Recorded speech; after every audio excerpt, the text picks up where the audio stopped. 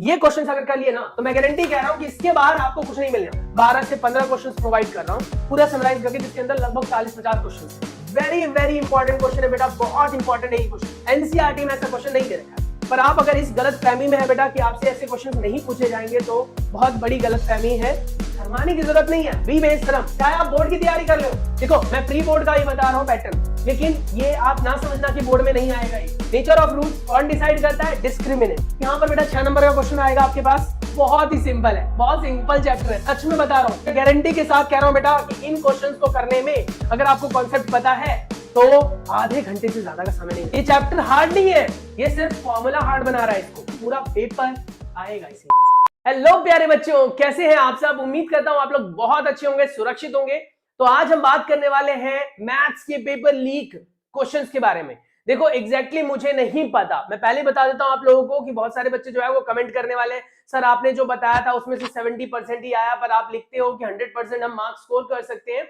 मैं आपको पहले ही बता दूं बेटा कि पेपर एक जगह पर नहीं बनते हैं, बोर्ड के पेपर्स अलग अलग जगह पर बनते हैं, पर पेपर को बनाने के लिए जो टीचर्स वहां पर हायर किए जाते हैं उनका जो पर्सपेक्टिव होता है, वो कौन से क्वेश्चंस देते हैं, पिछले 10 सालों में कैसे क्वेश्चंस आए हुए हैं और आपके कौन से क्वेश्चंस आ सकते हैं, वो आज हम डिस्कस करने वाले हैं। उम्मीद करता हूं कि आप लोग वीडियो को लास्ट तक देखेंगे, कोई भी पॉइंट स्किप मत करना। मैं आपको सभी चैप्टर्स के अंदर सभी एक्सरसाइजेस के डिटेल्ड रिव्यू देने वाला हूं कि कौन से एक्सरसाइज में कैसे क्वेश्चंस आप लोगों से पूछे जा सकते हैं, कौन सा फॉर्मूला, कौन से कॉन्सेप्ट्स ज्यादा इंपॉर्टेंट है, बेसिक और स्टैंडर्ड मैथमेटिक्स के बच्चों के लिए कौन कौन से क्वेश्चंस अलग अलग पूछे जा सकते हैं, आखिर इन दोनों के पेपर में क्या डिफरेंसेस होते हैं, ये भी हम डिस्कस करने वाले हैं। तो हमारे पास है मैथ्स का प्री बोर्ड का पेपर लीक इंपॉर्टेंट क्वेश्चंस के बारे में आज हम बात करने वाले हैं। 10th क्लास के हम 100% स्कोरर्स बनने वाले हैं और डोंट माइंड, मेहनत करोगे तो आपको कोई भी पीछे नहीं कर सकता है, ये बात हमेशा याद रखना। चलिए शुरुआत करते हैं सबसे पहले मैथ्स के बेसिक और सिंपल से क्वेश्चन से, जो आप लोगों के दिमाग में आता ही है बेटा। और वो क्वेश्चन रहता है कि मैथ्स के जो कंप्लीट सिलेबस है उसका जब हम रिव्यू करते हैं बच्चों, तो रिव्यू करते वक्त हमारे पास हमने 2 लेवल्स में अपने चैप्टर्स को डिवाइड किया है। सबसे पहले वो जो बहुत आसान से चैप्टर है, अगर आपको लगता है कि मैं अबाउट टू पास होने वाले बच्चों में से हूं, कि मैं जस्ट पास ही हो सकता हूं, तो उन बच्चों में से अगर आप हैं तो बेटा इन चैप्टर्स को जरूर कर ले। ये इजी चैप्टर्स हैं, आसानी से आप कर सकते हैं। इनके क्वेश्चंस लिमिटेड आते हैं, उसी टाइप के आते हैं जिस टाइप के क्वेश्चंस मैं बताने वाला हूं, और ये थोड़े से हार्ड क्वेश्चंस आते हैं यहां से, यानी कि बेसिक और स्टैंडर्ड के जो क्वेश्चन पेपर्स डिजाइन किए जाते हैं बेटा, वो इन चैप्टर्स को माइंड में रखकर डिजाइन किए जाते हैं। बेसिक वालों के लिए यहां से क्वेश्चंस के स्टैंडर्ड ज्यादा पिक किए जाते हैं, यहां से थोड़े बेसिक क्वेश्चंस ही पूछे जाते हैं। अब ऐसा नहीं है कि आप लोगों को बेसिक और स्टैंडर्ड वाले को अलग अलग पढ़ाया जाता है, आपने नोटिस किया होगा वही टीचर आकर आपको भी पढ़ाते हैं, वही टीचर जो है वो बेसिक वाले को पढ़ाते हैं, स्टैंडर्ड वाले को भी पढ़ाते हैं। सेम आपने ये भी नोटिस किया होगा कि आपके पास जो करिकुलम है बेटा, एनसीईआरटी की बुक है, वो भी सेम है। ऐसा नहीं कह सकते कि बेसिक वालों के लिए अलग से मैथ्स की बुक बनाई गई है और स्टैंडर्ड वालों के लिए अलग से, सब कुछ सेम है। तो आखिर फर्क कहां आता है? आखिर क्या हमें प्रिपेयर करना चाहिए स्टैंडर्ड के लिए, क्या हमें प्रिपेयर करना चाहिए बेसिक के लिए? तो देखो बेसिक में आपके बहुत बेसिक कॉन्सेप्ट्स आएंगे, जैसे किसी चैप्टर के अंदर आप फॉर्मूले की बात कर रहे हो कि पाइथागोरस फॉर्मूला है, तो पाइथागोरस फॉर्मूला में ना बेसिक क्वेश्चंस पूछते वक्त वहां पर सिर्फ और सिर्फ बेसिक बातें पूछ लेते हैं, जैसे नॉर्मल डिजिट्स दे दिए, नॉर्मल फॉर्मूला बना दिया, नॉर्मल परपेंडिकुलर बेस हाइपोटेन्यूज के कैलकुलेशंस करने के लिए आपको दे दिए गए, ऐसे आते हैं। स्टैंडर्ड वालों में वो डिजिट्स ना देकर वहां पर आपके आर्बिट्री कांस्टेंट को डाल देते हैं, जैसे ए बी सी वगैरह डाल देते हैं। तो आपको ये ध्यान रखना है कि इजी और हार्ड 2 लेवल में हमने डिवाइड किया हुआ है। मैंने यहां पर हार्ड नहीं बोला, मैंने यहां पर लिटिल हार्ड बोला हुआ है। यहां पर आप नोटिस करो थोड़ा सा ये हार्ड है, थोड़ा सा हार्ड का मतलब अपने दिमाग में ये प्रेशर नहीं डालने की जरूरत है कि भैया आपने तो बताया ये हार्ड चैप्टर मतलब कि हम इग्नोर करने वाले।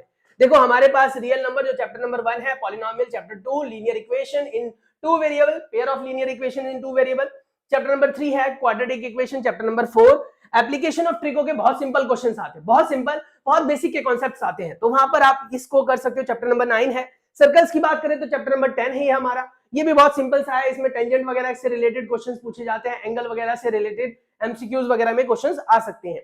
स्टैटिक्स की बात करें तो यहाँ पर मीन, मोड, मीडियन और empirical relationship between mean, mode, median यहां से पूछा जाता है। यहां बात करें बेटा हम प्रोबेबिलिटी की तो प्रोबेबिलिटी तो आपको 6th 7th 8th स्टैंडर्ड से ही काफी अच्छी आ चुकी होगी।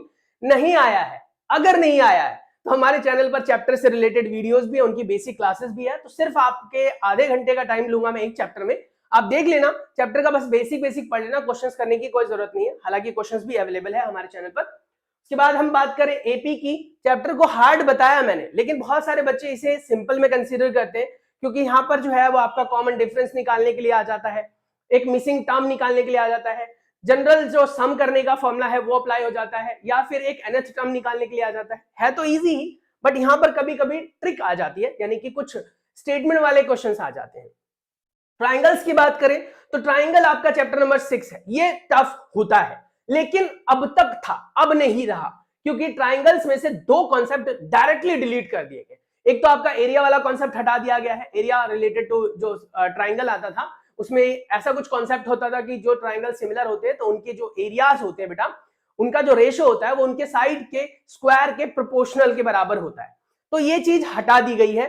उसके बाद बेटा यहाँ पर कोऑर्डिनेट ज्योमेट्री टफ में डाला है मैंने, क्योंकि यहाँ पर जो कोऑर्डिनेट का कॉन्सेप्ट है वो थोड़ा सा ज्यादा है, यहाँ पर आपको डिस्टेंस फॉर्मूला करना पड़ता है, उसके बाद डिस्टेंस फॉर्मूले के ऊपर टाइप्स ऑफ ट्राइंगल, उसके बाद बेटा क्वाड्रिलेटरल के टाइप्स, कोलिनियर या फिर ट्राइसेक्ट बाइसेक्ट, उसके बाद सेक्शन फॉर्मूला वगैरह आ जाता है, ये सब यहाँ पे डील करना है।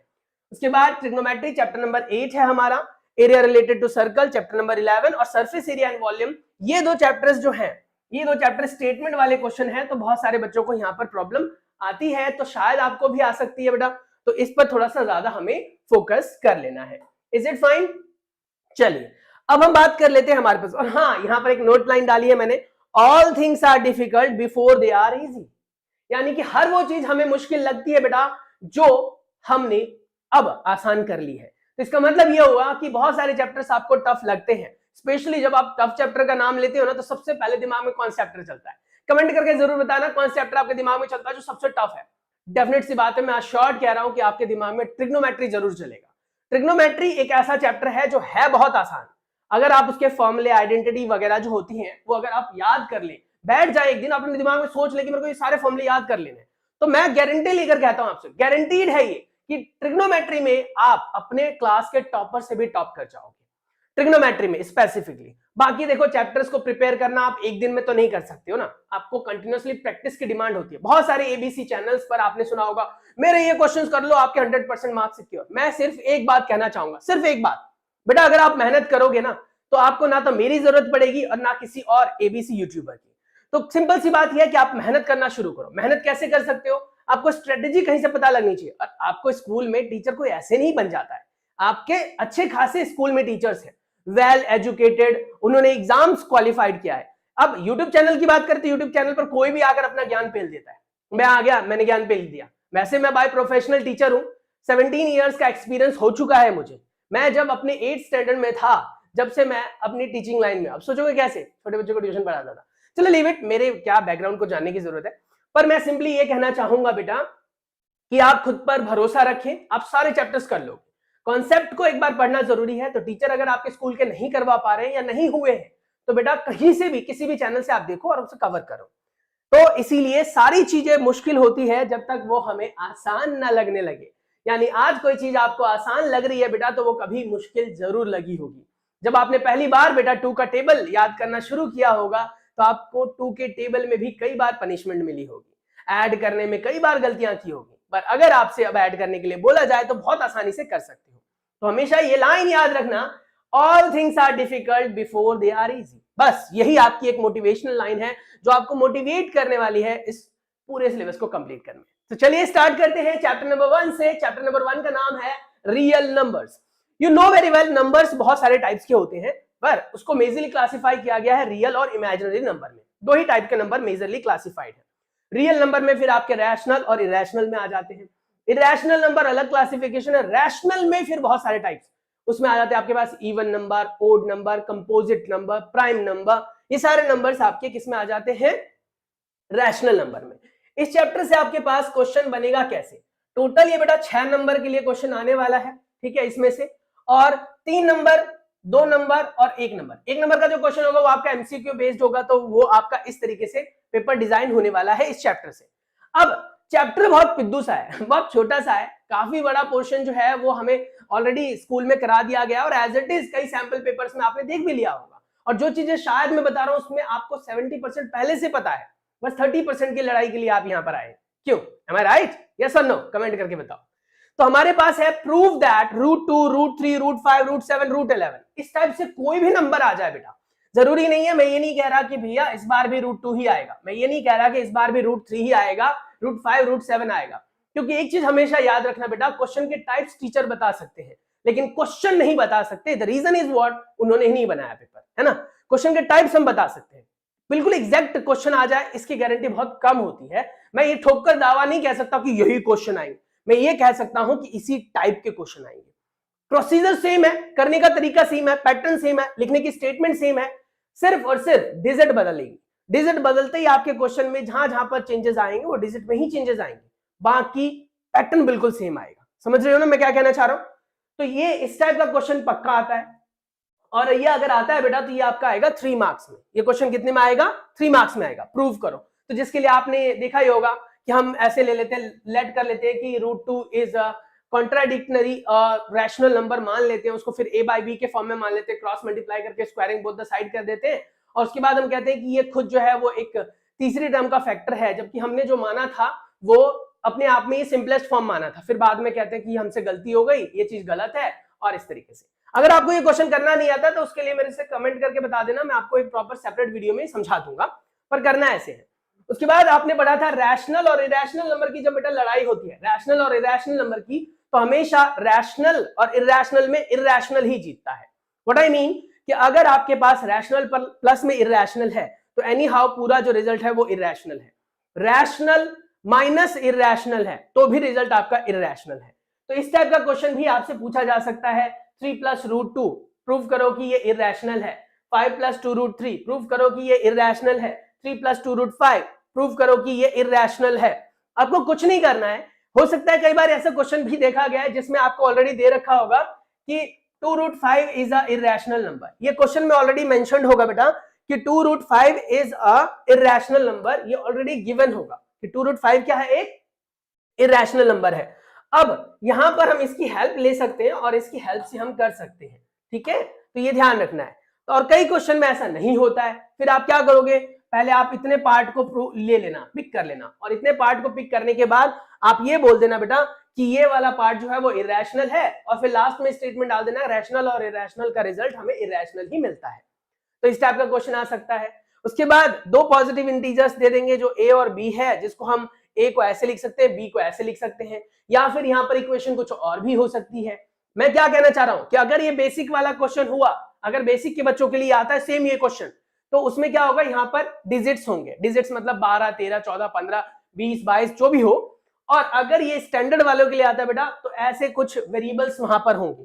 तो इसमें आपको एलसीएम पूछा जा सकता है, एचसीएफ पूछा जा सकता है, 2 इक्वेशंस दे देगा, 2 एक्सप्रेशंस दे देगा। उन एक्सप्रेशंस में से बेटा आपको ये बताना होगा कि एलसीएम क्या है और एचसीएफ क्या है।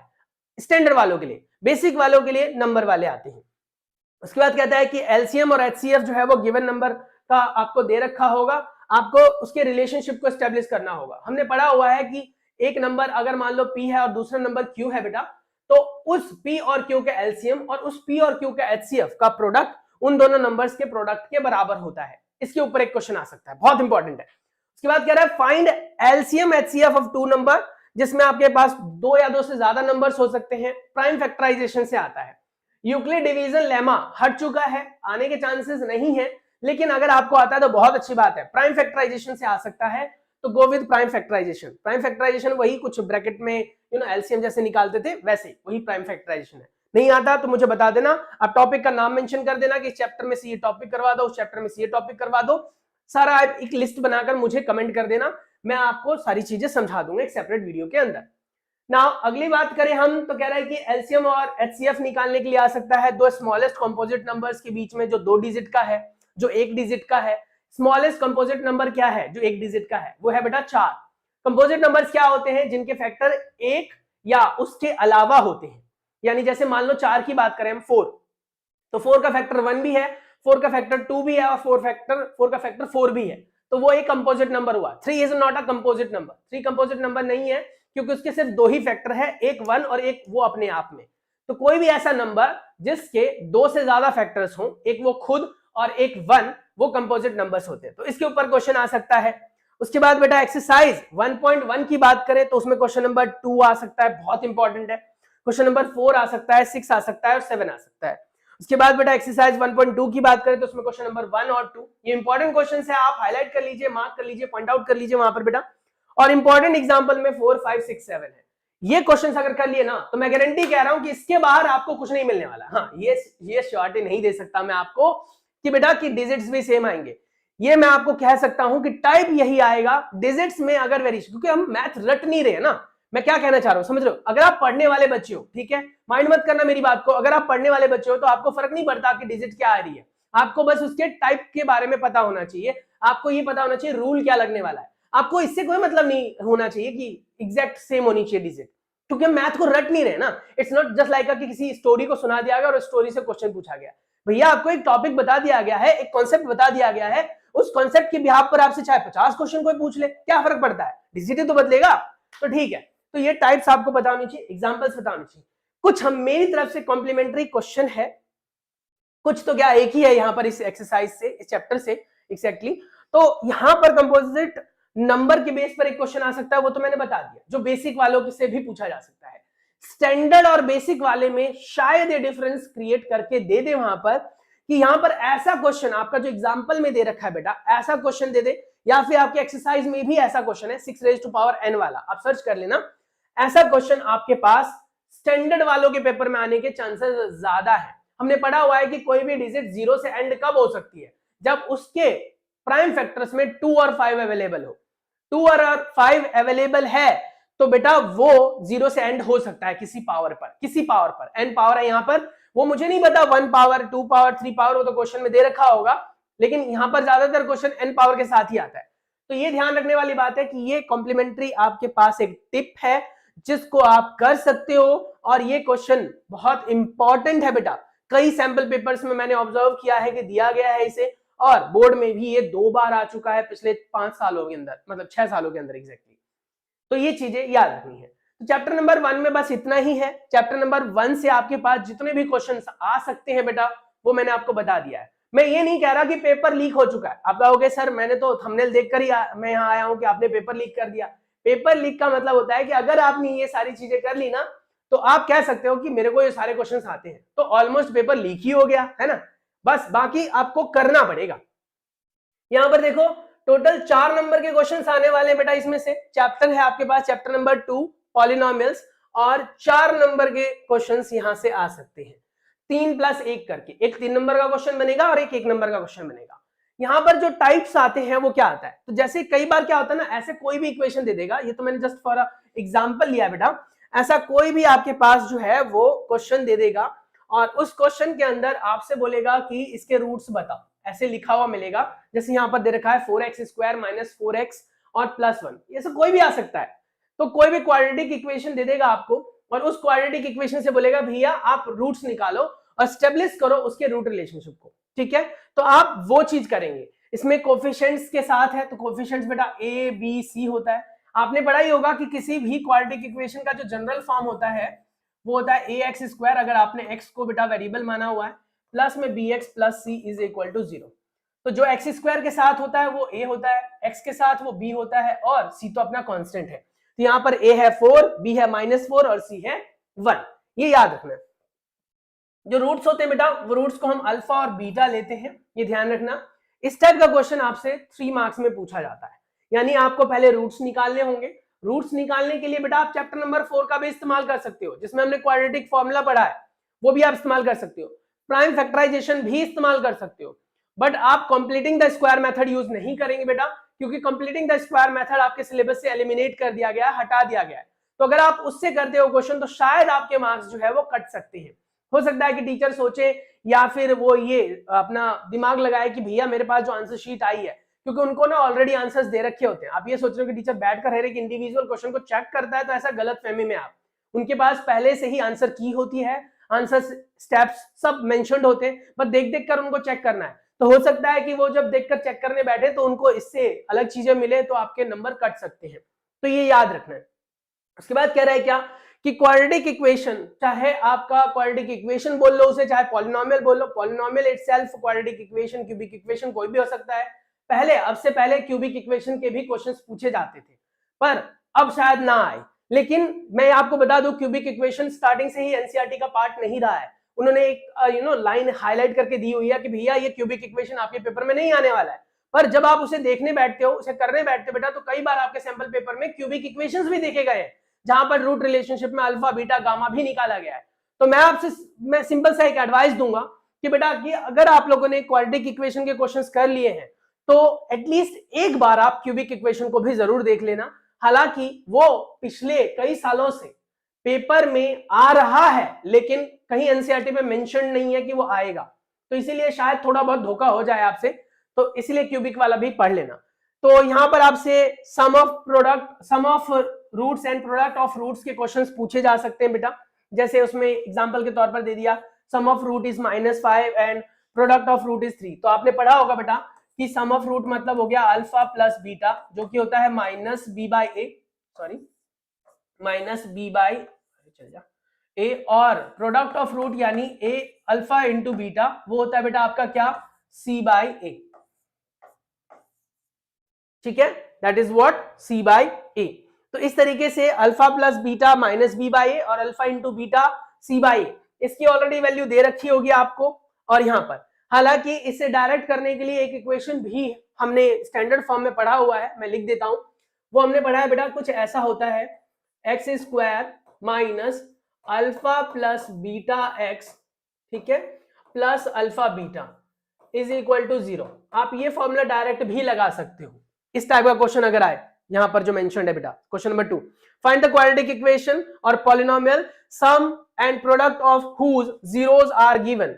तो इसमें आप ये फॉर्मूला डायरेक्ट लगा सकते हो, और चाहे तो आप ये रूट रिलेशनशिप से भी क्वेश्चन कर सकते हो। उसके बाद बेटा आता है आपके पास ये वेरी वेरी इंपॉर्टेंट क्वेश्चन है बेटा, बहुत इंपॉर्टेंट है ये क्वेश्चन, बहुत इंपॉर्टेंट है ये। हालांकि आपके एनसीईआरटी के अंदर क्वेश्चन नहीं है, आरएस और आरडी के अंदर ये क्वेश्चन आपको मिल जाएगा, या फिर और भी रेफरेंस बुक्स है उनके अंदर भी ऐसे क्वेश्चंस मेंशन्ड है। एनसीईआरटी में ऐसा क्वेश्चन नहीं दे रखा है। पर आप अगर इस गलत फहमी में है बेटा कि आपसे ऐसे क्वेश्चंस नहीं पूछे जाएंगे, तो बहुत बड़ी गलत फहमी है। तो ये चीज हमेशा याद रखना कि टोटल एनसीईआरटी आपको कभी भी फाइनल पेपर में देखने के लिए नहीं मिलेगा, पर हाँ प्री बोर्ड की बात करें तो वहां पर ऐसा क्वेश्चन देखने के लिए आपको मिलेगा। तो इस टाइप से ये सारी चीजें बहुत इंपॉर्टेंट है, बहुत ज्यादा मायने रखती है बेटा, और ये सारे क्वेश्चंस कर सकते हैं। तो लगभग आप 23 मिनट्स मेरे ऊपर इन्वेस्ट कर चुके हो, और अब तक आपने काफी हद तक ये जान लिया होगा कि 4 नंबर यहां से कहां से पक्के हो जाएंगे। तो इसमें क्या करना होगा, पहले आपको अल्फा और बीटा जो है वो निकालना पड़ेगा। कोई भी इक्वेशन आपके पास दे रखी होगी बेटा, मैंने यहाँ पर इक्वेशन मेंशन नहीं किया क्योंकि हमें ही नहीं पता होता इक्वेशन कौन सा आने वाला है, क्योंकि हमने पेपर सेट नहीं किया है। और इनकेस हम अगर पेपर सेट कर भी देते ना, तो हम इंडिविजुअल रिस्पॉन्सिबल नहीं होते पूरे पेपर के लिए। आपको पता होना चाहिए कि पेपर सेट करने के लिए टीचर्स का ग्रुप होता है, और उन ग्रुप के टीचर को कोई भी रैंडमली 10-10 क्वेश्चन उठाकर अलग अलग चैप्टर्स से देने के लिए बोला जाता है। फिर अगले ग्रुप ऑफ टीचर उनमें से कोई 2-2 4-4 उठाते हैं, और जब पेपर डिजाइन होता है बेटा, तो उसके लिए कोई एक टीचर रिस्पॉन्सिबल नहीं होता है। तो इसीलिए किसी भी टीचर को पूरा पेपर नहीं पता होता है। कुछ स्पेसिफिक क्वेश्चंस हो सकते हैं, जैसे हम एक आइडिया के बेस पर आपसे कह रहे हैं, तो ये स्पेसिफिक क्वेश्चंस हैं जो आते हैं। तो इस तरीके से आप कह सकते हो कि ऐसे क्वेश्चंस भी कई बार पेपर में आपको सैंपल पेपर में देखने के लिए मिलेंगे। Alpha square plus beta square निकालो, 1/अल्फा प्लस 1/बीटा निकालो, अल्फा माइनस बीटा का होल स्क्वायर निकालो, ऐसा कुछ भी फाइंड आउट करने के लिए आपसे आता है। तो अगर नहीं आता है तो मुझे बताना, मैं कराऊंगा जरूर। नेक्स्ट आपके पास एक्सरसाइज 2.1, ये आपको जरूरी नहीं है करना, क्योंकि 2.1 के अंदर जो है ना, वो सिर्फ एग्जाम्पल्स कर लो तो काफी है। और उसमें आपने देखा होगा ग्राफ वगैरह दे रखे हैं, ऐसा कुछ कार्टेशियन प्लेन बना होगा, और उसके अंदर ऐसे कुछ ग्राफ्स कर्व्स होंगे बेटा। पर ये ध्यान रखना, कर्व को देखते वक्त अगर px लिखा हुआ है तो बेटा एक्स एक्सिस पर कहां कहां काट रहा है उसको देखना है। अगर px लिखा है तो ध्यान से सुनना मेरी बात, और अगर बेटा px की जगह py लिखा है तो बेटा वो y एक्सिस पर कहां काट रहा है वो हमारा आंसर होगा। तो इसमें y एक्सिस पर ये सिर्फ एक जगह काट रहा है, यहां पर, तो हमारा एक ही आंसर आएगा। जबकि x एक्सिस पर बेटा 1 2 3 4 5 6 आंसर्स होंगे। तो इस तरीके से आपको ध्यान रखना है कि x एक्सिस पर काट रहा है वो या y एक्सिस पर। तो इसलिए डील करने की जरूरत नहीं है, क्योंकि आपको ये पता ही है कि सीबीएसई के क्वेश्चन पेपर के अंदर जो है वो ग्राफ वाले क्वेश्चन बहुत कम ही पूछे जाते हैं, और अगर नहीं पता है तो मैं बता रहा हूं कि सच में बहुत कम पूछे जाते हैं, लेकिन एक बार देख लेने में क्या प्रॉब्लम है, तो ऐसे कर लेंगे। उसके बाद एक्सरसाइज 2.2, इसके बेटा सारे क्वेश्चंस करने हैं आपको, एक्सरसाइज 2.2 के सारे क्वेश्चंस करने हैं। इसमें सारे क्वेश्चंस जो आपको बताए गए हैं बेटा, जितने भी आपको आइडिया दिए गए हैं वो सारे बहुत इंपॉर्टेंट है। और इस चैप्टर में से स्पेसिफिकली बताऊं मैं आपको, ये वाला क्वेश्चन सिर्फ आउट फ्रॉम द एनसीईआरटी आता है, बाकी सारी चीजें इसकी एनसीईआरटी से ही पूछी जाती है। और ये मेरा दावा है, मेरी गारंटी है बेटा कि ये सारे क्वेश्चंस अगर आप कर लोगे ना टाइप्स के, तो इस कह सकते हो इस कैटेगरी के या इन कैटेगरी के क्वेश्चंस के अलावा आपको पेपर में कुछ देखने के लिए मिलेगा ही नहीं। और फिर आप अपने आप में प्राउड फील करोगे, यार मैंने सिर्फ 15 दिन के अंदर पूरी मैथ कर डाली। बहुत सारे बच्चों को मैंने ऐसा नोटिस किया है, मैं खुद ट्यूशन पढ़ाता हूं बाय प्रोफेशन बेटा, और मैंने नोटिस किया है कि कई बच्चे ऐसे हैं जो साल भर जो है ना मेरे से डांटे सुनते हैं, खूब मतलब कह सकते हो पनिशमेंट लेते हैं, लेकिन उनको नहीं आता है। और कुछ बच्चे ऐसे हैं कि बस 15 दिन लास्ट के पढ़ के ना अच्छा स्कोर कर जाते हैं, फिर हमें लगता है यार कहीं चीटिंग तो नहीं की। अब यार चीटिंग करके अगर सारे नंबर अच्छे ले लेते तो फिर सबके अच्छे आते ना।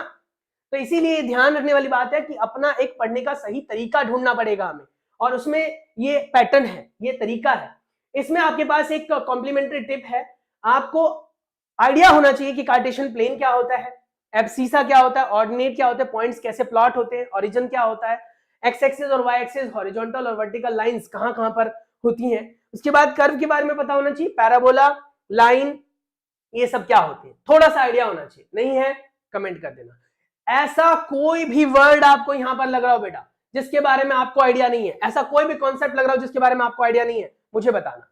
एग्जांपल्स भी हैं बेटा इसके 1 2 3 4, ये 4 एग्जांपल्स बहुत इंपॉर्टेंट है। फिर से वही line, all these are difficult before they are easy, all the things are difficult before they are easy. अब हमें आसान लगने लगा होगा कि चैप्टर 2 में से ये चीजें ही करनी है, तो इसीलिए करने के बाद ही हमें कोई चीज डिफिकल्ट या फिर कह सकते हो इजी लगती है बेटा। यहां पर एक मिनट ना, अब हमारे पास आता है बेटा नेक्स्ट चैप्टर। चैप्टर है अपने पास कौन सा, चैप्टर नंबर है ये हमारा 3।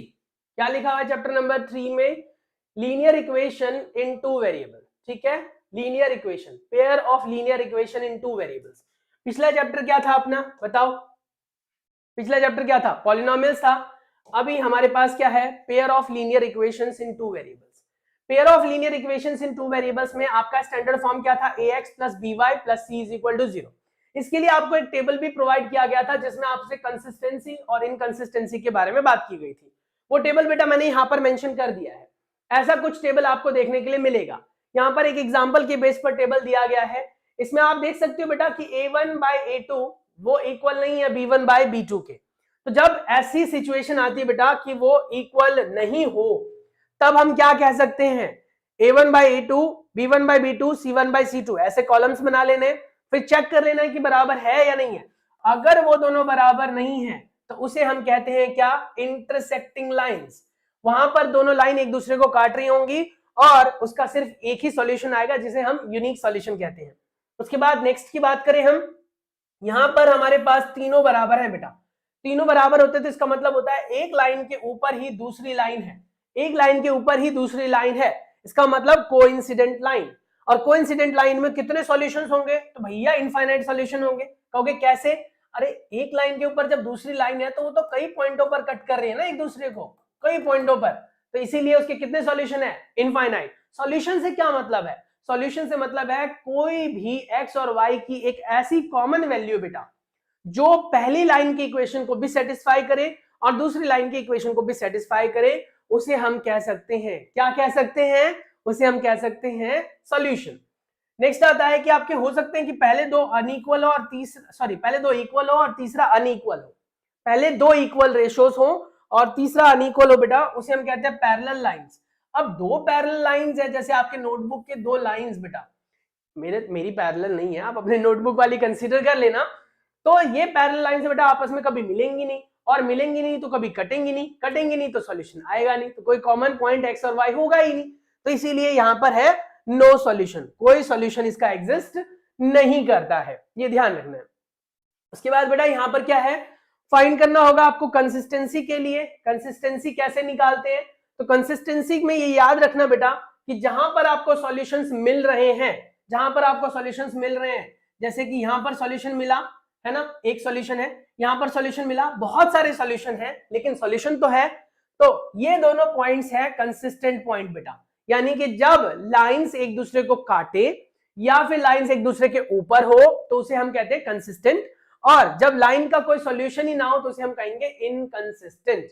तो कंसिस्टेंसी का मतलब डेफिनेशन क्या है, तो डेफिनेशन ये कहता है कि at least one of the point should be there, at least one of the value of X and Y should be there which used to satisfy equation first as well as equation number second also, यानी first और second equation को दोनों को satisfy करे उसे हम consistency बोल देंगे। उसके बाद आएगा बेटा पेयर ऑफ लीनियर इक्वेशन को सॉल्व करने का क्वेश्चन, जिसमें आपके पास दो ही मेथड है इस साल। पहले आपके पास टोटल बेटा 4 मेथड होते थे जो आते थे, मतलब है अभी भी 3 अपने पास, लेकिन 4 मेथड थे जिनके पूरे पूरे चांसेस बराबर बराबर होते थे। खासकर कि आपका जो मेथड होता था वो होता था क्रॉस मल्टीप्लीकेशन, जिसको इस साल एलिमिनेट कर दिया गया है। अब हमारे पास 3 मेथड्स बच गए, मतलब एक बचा हमारे पास ग्राफिकल, दूसरा बचा एलिमिनेशन, तीसरा बचा बेटा आपके पास सब्स्टिट्यूशन। ग्राफिकल मेथड जो होता है वो मेथड बहुत कम पूछा जाता है, रीजन क्योंकि उसके लिए आपको ग्राफ देना पड़ेगा ना, बोर्ड को ग्राफ आपको देना पड़ेगा। कई बच्चों को बोर्ड में ग्राफ स्टेपल करने में या फिर कह सकते हो पंच करने में प्रॉब्लम होती है, ग्राफ फट जाता है, तो इसलिए ज्यादातर टाइम बोर्ड में ग्राफ के क्वेश्चंस नहीं आते हैं। और अगर आ भी जाए तो प्रॉब्लम क्या है, 9th स्टैंडर्ड में ग्राफ बनाना तो हमने सीखा ही था इक्वेशन से, है ना। और अगर नहीं आता है तो फिर से वही सेम आपको कमेंट करके बताना है सर नहीं आता, शर्माने की जरूरत नहीं है, बी बेशरम। एजुकेशन लाइन में जहां पर बेटा हमें कुछ सीखने के लिए मिल रहा हो वहां पर बेशरम बनकर ही फायदा है, शर्माओगे तो सीख नहीं पाओगे, है ना। तो इसीलिए ये याद रखना है। उसके बाद करना है क्या है, पॉइंट ये आपके लिए एक स्पेशल है, focus on word problem, word problem पर फोकस करना है बेटा। ये आपके पास चैप्टर नंबर जो हमारा 3rd है और चैप्टर नंबर जो बेटा 4 है, इन दोनों चैप्टर से वर्ड प्रॉब्लम के क्वेश्चंस आते हैं जिनमें आपको इक्वेशंस बनानी पड़ती है, और इक्वेशन बनाने में ज्यादातर बच्चे अटकते हैं। तो मैं बता दूं कि आपको वर्क टाइम वाले, सम ऑफ डिजिट वाले, एज बेस्ड और फ्रैक्शन वाले, ये चारों टाइप के क्वेश्चंस करने हैं, ठीक है। अब कौन से एक्सरसाइज में कौन से क्वेश्चन पर ज्यादा फोकस करना है, चलो आ जाओ देख लेते हैं। एक्सरसाइज 3.1 में क्वेश्चन नंबर 4, 5, 6, 7 करना है बेटा आपको, ठीक है। 4, 5, 6, 7 बहुत इंपॉर्टेंट है, गारंटी के साथ कह रहा हूं, यहां से एक क्वेश्चन आपका अटकेगा। अगर आपके सेट्स आते हैं बेटा तो किसी न किसी सेट में क्वेश्चन मिलेगा। उसके बाद आता है बेटा 3.2 क्वेश्चन नंबर 1, उसके पार्ट नंबर सारे नहीं करने हैं, पार्ट नंबर 2, 5 और 6 ये 3 पार्ट करने हैं। उसके बाद क्वेश्चन नंबर 2 और 3 कंप्लीट करना है। उसके बाद है बेटा हमारे पास एक्सरसाइज 3.3, उसका क्वेश्चन नंबर 1 का पार्ट नंबर 4 करना है और क्वेश्चन नंबर 2 का कंप्लीट करना है, ठीक है। और ये ध्यान रखना, क्वेश्चन नंबर 2 कंप्लीट करने के लिए बोल रहा हूं, कोई भी पार्ट नहीं छोड़ना, वर्ड प्रॉब्लम तो छोड़ना ही नहीं है, क्योंकि ज्यादातर टाइम ऐसा देखा गया है कि वर्ड प्रॉब्लम डिट्टो आ जाता है एनसीईआरटी वाला। उसके बाद कह रहा है इंपॉर्टेंट एग्जाम्पल 2, 5, 8, 10, ये सारे वो एग्जाम्पल्स है बेटा जो बहुत इंपॉर्टेंट है, बहुत ज्यादा इंपॉर्टेंट आप कह सकते हो।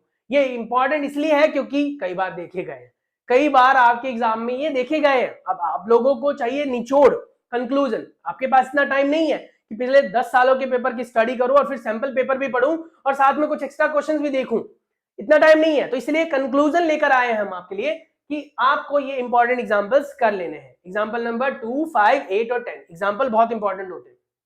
यहां पर क्या है, आपके पास कॉम्प्लीमेंट्री टिप है कि आपको आइडिया होना चाहिए सब्स्टिट्यूशन मेथड, जो कि सबसे ज्यादा इंपॉर्टेंट है, ज्यादातर टाइम क्वेश्चन में मेंशन होता है। जब आपके पास बेटा क्वेश्चन में मेंशन हो कि इसी मेथड का इस्तेमाल करना है तो वही करना, उसके अलावा अगर करोगे तो मार्क्स नहीं मिलेंगे आपको। हाँ, अगर आपके पास मेथड मेंशन ना हो, आपको सिर्फ ये बोला गया होगा find the value for x and y या फिर find the age of Rohan and Rahim, जो भी ऐसा कुछ, उसमें आप कोई भी मेथड यूज कर सकते हो। लेकिन अगर लिखा आ जाए by substitution method, by elimination method या बाय ग्राफिकल मेथड, तो you have to do accordingly, जैसा क्वेश्चन में पूछा गया होगा उसके अकॉर्डिंगली करना पड़ेगा, उससे ऑफ द ट्रैक गए मार्क्स गवा दोगे। तो ये चीज ध्यान रखनी है बेटा आपको, ये कॉम्प्लीमेंट्री टिप्स है और वर्ड प्रॉब्लम पे प्लीज फोकस करना, प्लीज प्लीज प्लीज, बहुत जरूरी है, ठीक है। चलिए अब हम बात कर लेते हैं चैप्टर नंबर 4 के बारे में बेटा। यहां पर है क्वाड्रेटिक इक्वेशन, बहुत ही सरल सा, सिंपल सा और साधारण सा ये चैप्टर है। और इस चैप्टर की खास बात बता दूं, इस चैप्टर से जैसा क्वेश्चन मैं बोल रहा हूं ना वैसा ही आएगा, डिट्टो सेम। अब तक के एक्सरसाइजेस में क्वेश्चंस कराते वक्त या फिर डिस्कस करते वक्त मैंने ये बोला कि बेटा मेरे को नहीं पता डिजिट क्या आने वाला है, सच में नहीं पता, कोई भी नहीं बता सकता। इवन बोर्ड वालों से भी पूछोगे ना, उन्होंने अगर अभी तक पेपर नहीं छापा ना तो उनको भी नहीं पता कौन से क्वेश्चन आने वाले, सच में। अब यहां से कंक्लूजन ये निकल कर आता है बेटा कि अपन को करना क्या है, करना क्या है कि एक प्रॉपर तरीके से, प्रॉपर मैनर में चीजें स्टडी करनी है। तो चलिए क्वेश्चन नंबर और टाइप्स के बारे में बात कर ले, कौन कौन से टाइप्स हैं और कौन कौन से क्वेश्चन नंबर है जो आपको कर लेने चाहिए पेपर के लिए, चाहे आप बोर्ड की तैयारी कर ले हो। देखो मैं प्री बोर्ड का ये बता रहा हूं पैटर्न, लेकिन ये आप ना समझना कि बोर्ड में नहीं आएगा, ये प्री बोर्ड के हिसाब से जो तैयारी करवा रहा हूं ना मैं आपको।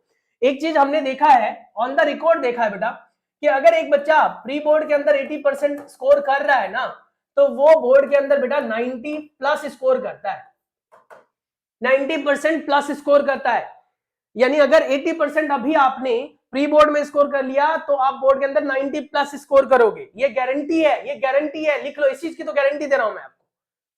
लेकिन हाँ ये नहीं कि भाई उस टाइम में बीमार पड़ गए, पढ़ना ही छोड़ दिया, घमंड आ गया, मैं 80% आया, मेरे यूट्यूब वाले ने बोला था कि आप 80% ले लो, 90 तो अपने आप आ जाएंगे, ऐसे नहीं, आपको रिदम बनाकर रखना पड़ेगा, ठीक है। चलिए अब फर्स्ट पॉइंट की बात कर लेते हैं। कहते हैं क्या, पहले आपको k की वैल्यू निकालने वाला आ सकता है, बोलेगा कि क्वाड्रेटिक इक्वेशन है जिसके 2 रियल रूट्स हैं, तो नेचर ऑफ रूट्स के बारे में आपने पढ़ा होगा। नेचर ऑफ रूट्स कौन डिसाइड करता है, डिस्क्रिमिनेंट। कौन डिसाइड करता है, डिस्क्रिमिनेंट। डिस्क्रिमिनेंट निकालने का फॉर्मूला हमने पढ़ा हुआ है बेटा, d होता है b स्क्वायर माइनस 4ac, और आपको पता है abc कहां से मिलता है, वो तो पता ही है, क्वाड्रेटिक इक्वेशन के बारे में पॉलिनोमियल वाले चैप्टर में भी हमने पढ़ा था। तो d होता है हमारा b स्क्वायर माइनस 4ac। जब आपने इसको कैलकुलेट किया और d की वैल्यू बेटा ग्रेटर देन 0 आई, तो 2 रियल डिस्टिंक्ट रूट आते हैं, 2 रूट्स होंगे, रियल रूट्स होंगे लेकिन अलग अलग होंगे। जब d की वैल्यू बेटा एग्जैक्टली 0 आ गई तो उस केस में क्या होगा, d की वैल्यू जब एग्जैक्टली 0 आएगी तो क्या होगा, वहां पर 2 इक्वल रियल रूट्स होंगे, d बड़ा या बराबर होना चाहिए। d जब बेटा 0 से छोटा आ जाता है तो वो कहता है आपका क्या, 2 इमेजिनरी रूट्स, जिसका क्वेश्चन आपसे पेपर में नहीं पूछा जाएगा। तो आपके पास क्वेश्चन यहां से आ सकता है, ठीक है, क्लियर है। तो जब k वाला क्वेश्चन पूछा जाएगा ना आपने, find the value of k for which the quadratic equations having k have equal real roots, equal real roots mentioned है, तो equal real roots के लिए d क्या होता है बेटा अपना 0 होता है। तो बहुत ही सिंपल सी बात है, ध्यान रखना। Next question based on nature of root, जो अभी बताया आपको मैंने, नेचर ऑफ रूट इसके ऊपर आ सकता है। इसमें आपका बेटा जैसे कि मैंने यहां पर बताया कि 7 मार्क का क्वेश्चन आने वाला है, 5 + 1 + 1 में शायद ब्रेक हो जाए, तो 1 + 1 जो यहां पर दिख रहा है ये एमसीक्यू के बेस में आएगा, तो वहां पर k की वैल्यू निकालने के लिए आ सकता है, ये 1 नंबर में ही आएगा। ये कहीं सोच रहे हो 5 नंबर में ही आ जाएगा, नहीं नहीं नहीं, चाहे बेसिक पेपर कर रहे हो चाहे स्टैंडर्ड कर रहे हो, ये 1 नंबर में ही आएगा। और बेसिक और स्टैंडर्ड के क्वेश्चंस करते वक्त ना आप k की वैल्यू वाला क्वेश्चन जरूर देखोगे। फर्क यही होता है कि बेसिक वालों के लिए बहुत सिंपल इक्वेशन होती है और जो स्टैंडर्ड वाला होता है थोड़ा सा इक्वेशन को हल्का सा टफ कर दिया जाता है। उसके बाद नेचर ऑफ रूट्स, वो आपको एक इक्वेशन दे देगा, दूसरा क्वेश्चन बता रहा हूं, वो आपको एक इक्वेशन दे देगा और उसमें बोलेगा इसका नेचर ऑफ रूट्स बताओ कि इसका रूट कैसा है, किस तरह का रूट है। तो ऐसा आपसे कुछ पूछा जा सकता है, तो ये ध्यान रखने वाली बात है बेटा। क्लियर हो रहा है, ये सारी चीजें याद रखना।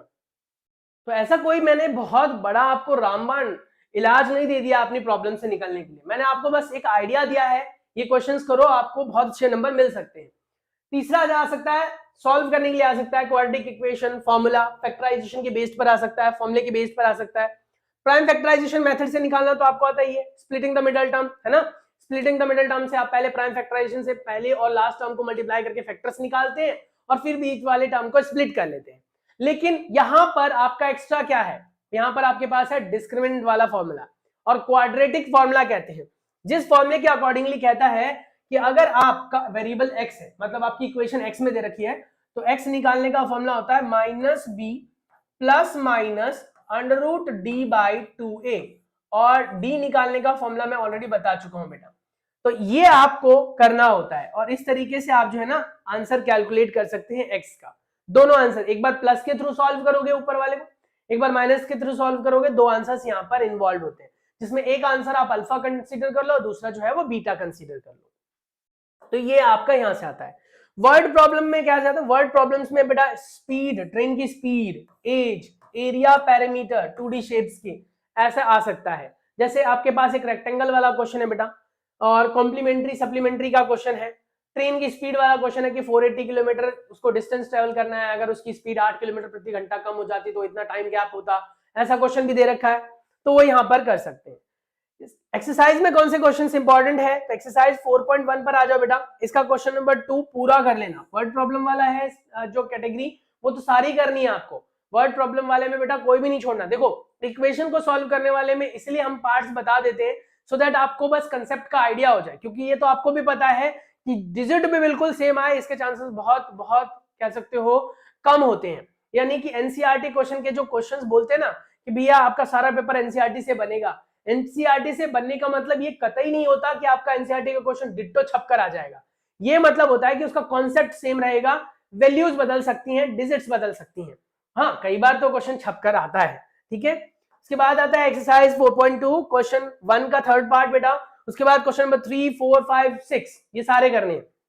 उसके बाद एक्सरसाइज 4.3 क्वेश्चन नंबर 1 और 2 का ये दो स्पेसिफिक पार्ट आपको परफॉर्म करना है, और ये ध्यान रखना है never miss examples, do 1, 2, 3, 8, 9 examples कभी बेटा मिस नहीं करने। एग्जांपल मिस करोगे तो आपको प्रॉब्लम हो सकती है, क्योंकि एग्जांपल के क्वेश्चन ऐसे देखे गए हैं बिल्कुल कॉपी पेस्ट, मतलब डिजिट भी नहीं बदली जाती है। एग्जांपल के क्वेश्चन अगर आते हैं तो बिल्कुल कॉपी पेस्ट होते हैं, तो इसीलिए थोड़ा बहुत करते करते प्रैक्टिस हो जाती है, आंसर्स याद हो जाते हैं आपको। आपने भी नोटिस किया होगा अगर आप किसी चैप्टर पर स्पेशली फोकस दो और उसका टेस्ट ले आपका टीचर, तो आपने नोटिस किया होगा आपको कई क्वेश्चन के आंसर्स तो पहले से पता होते हैं।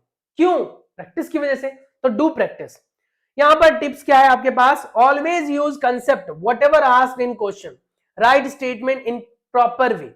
यानी आपको जो पूछा जाए, जितना पूछा जाए उतना ही लिखना है।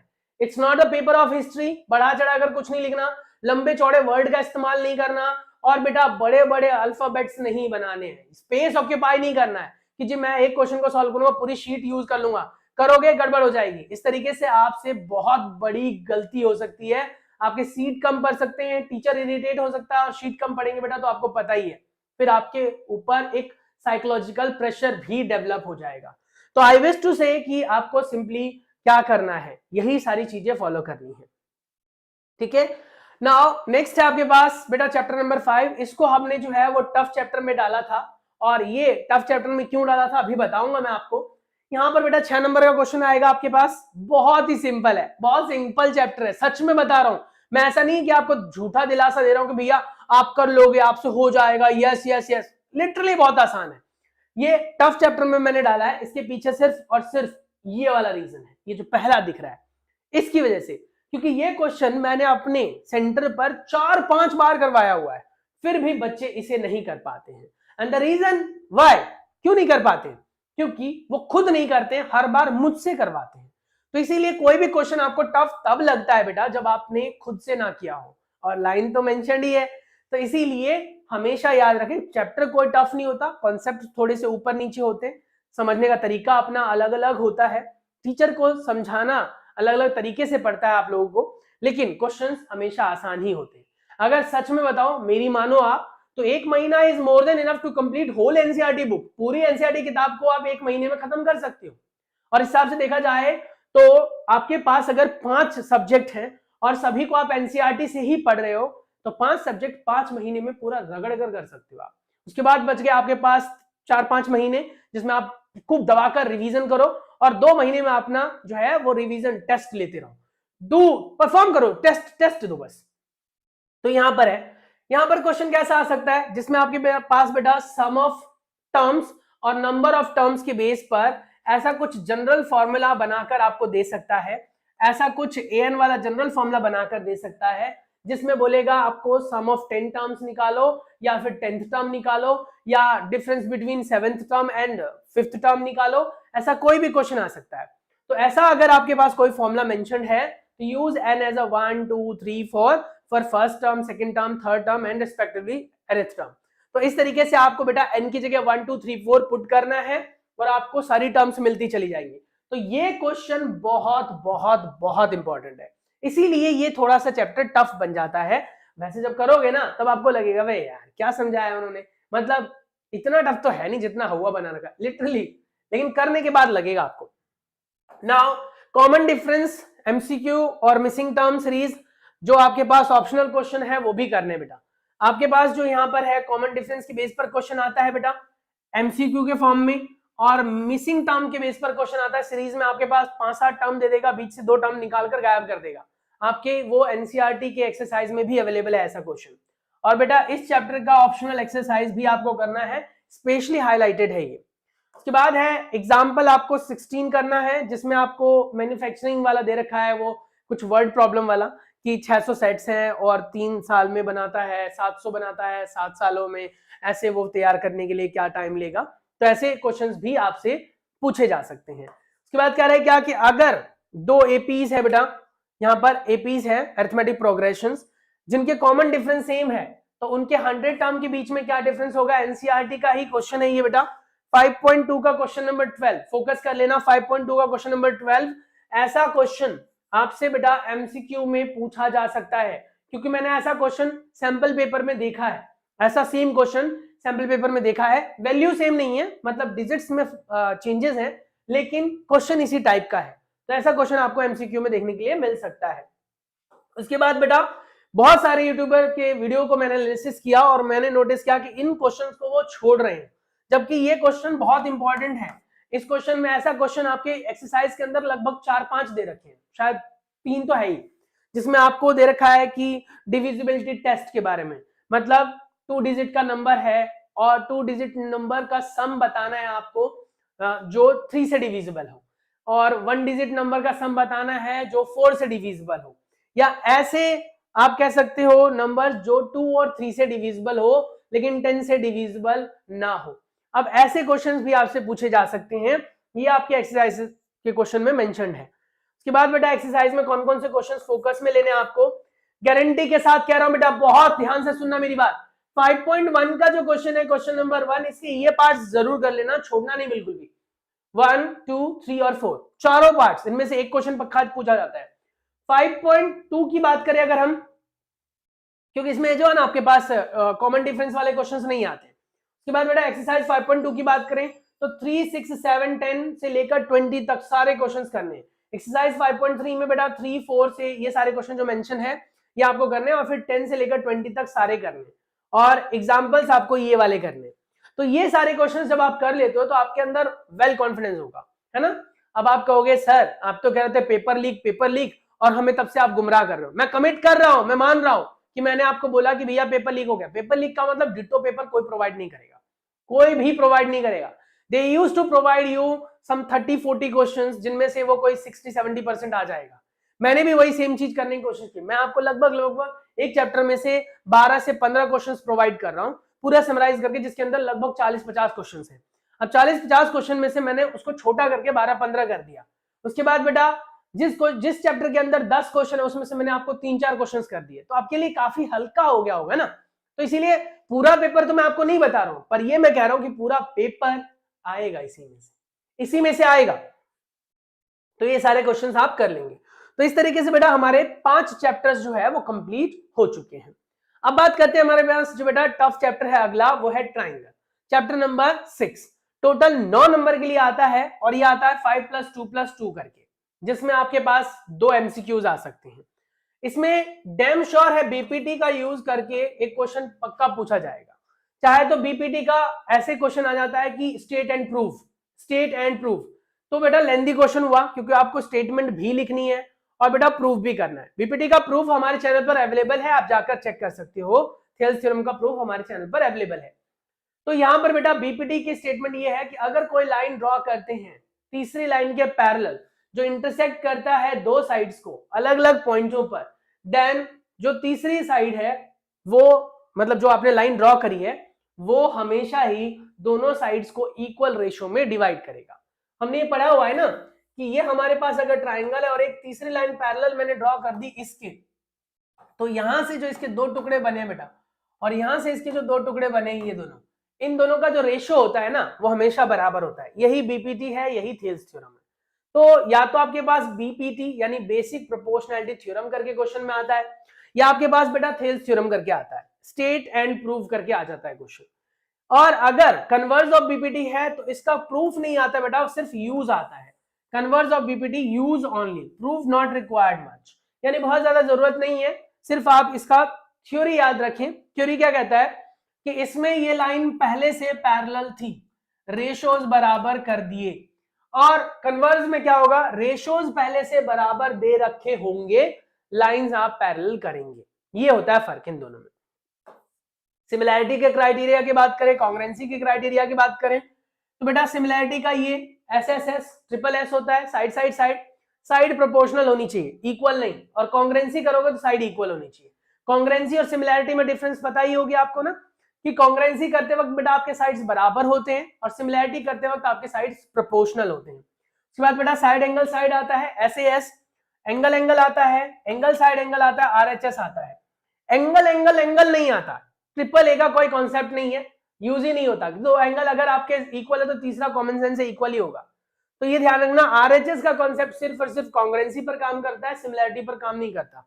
सिमिलैरिटी के लिए आपके पास स्टार्टिंग के 4 है, कॉन्ग्रुएंसी के लिए 5 यूज हो सकते हैं, लेकिन ये वाला यूज नहीं करते हम, क्योंकि इसमें एक साइड मिसिंग है। सिमिलैरिटी करते वक्त आपको साइड की जरूरत नहीं होती है, एंगल से भी हो जाता है। कॉन्ग्रुएंसी करते वक्त आपको एक साइड बराबर चाहिए होती है। तो आप देखो यहाँ पर साइड है, यहाँ साइड है, यहाँ साइड है, यहाँ साइड है, तो ये 4 कॉन्ग्रुएंसी में यूज होंगे। एंगल वाले कहाँ कहाँ हैं, तो ये सब में एंगल है, इसको छोड़ देना बेटा क्योंकि इसमें एंगल नहीं है। ये वाला भी हम एंगल वाले में नहीं लेते, मतलब सिमिलैरिटी में यूज नहीं करते हैं, कम यूज करते हैं। Now must have knowledge of mid point theorem. Mid point theorem के बारे में पता होना चाहिए बेटा, क्योंकि आपके एक्सरसाइज के क्वेश्चन में एक मिड पॉइंट थ्योरम से रिलेटेड क्वेश्चन दिया गया है, जिसको आपको करना ही पड़ेगा। और 9th स्टैंडर्ड में आप लोगों ने मिड पॉइंट थ्योरम पढ़ा था। मिड पॉइंट थ्योरम के अकॉर्डिंगली होता क्या, मैंने स्टेटमेंट लिखी है, the line segment in a triangle joining the midpoint of any two sides of the triangle is said to be parallel to its third side and it is half the length of the third side। यानी कहता है क्या कि बिल्कुल Thales theorem से ही मिलता जुलता है। थेल्स थ्योरम तो कहता है कि भैया कहीं पर भी काटे। थेल्स थ्योरम क्या कहता है कि चाहे यहां काट दे, चाहे यहां काट दे, कहीं पर ही काट दे। लेकिन जो आपका मिड पॉइंट थ्योरम है वो ये कहता है कि अगर इस लाइन का मिड पॉइंट और इस लाइन का मिड पॉइंट आपस में ज्वाइन किया जाए तो वो थर्ड साइड के पैरेलल होगा, पैरेलल होगा, और साथ ही इसका आधा होगा। तो अगर नीचे 4 सेंटीमीटर है बेटा तो ये 2 सेंटीमीटर होगा। इसका कॉन्सेप्ट यूज करने के लिए आपको मिलेगा। चैप्टर नंबर जो 6 है बेटा, पहले बहुत टफ होता था, पता है, मतलब जिस हिसाब से आप लोग उसको देखते हो ना, क्या बोलते हैं, अरे वो कौन सा चैप्टर है जो आपको सबसे ज्यादा टफ लगता है, क्या नाम है उसका, ट्रिग्नोमेट्री। यस, तो ट्रिग्नोमेट्री को जिस हिसाब से आप ट्रीट करते हो ना, भी बहुत बड़ा चैप्टर है, बहुत डिफिकल्ट चैप्टर है, हमसे नहीं हो पाएगा, हम तो छोड़ देंगे।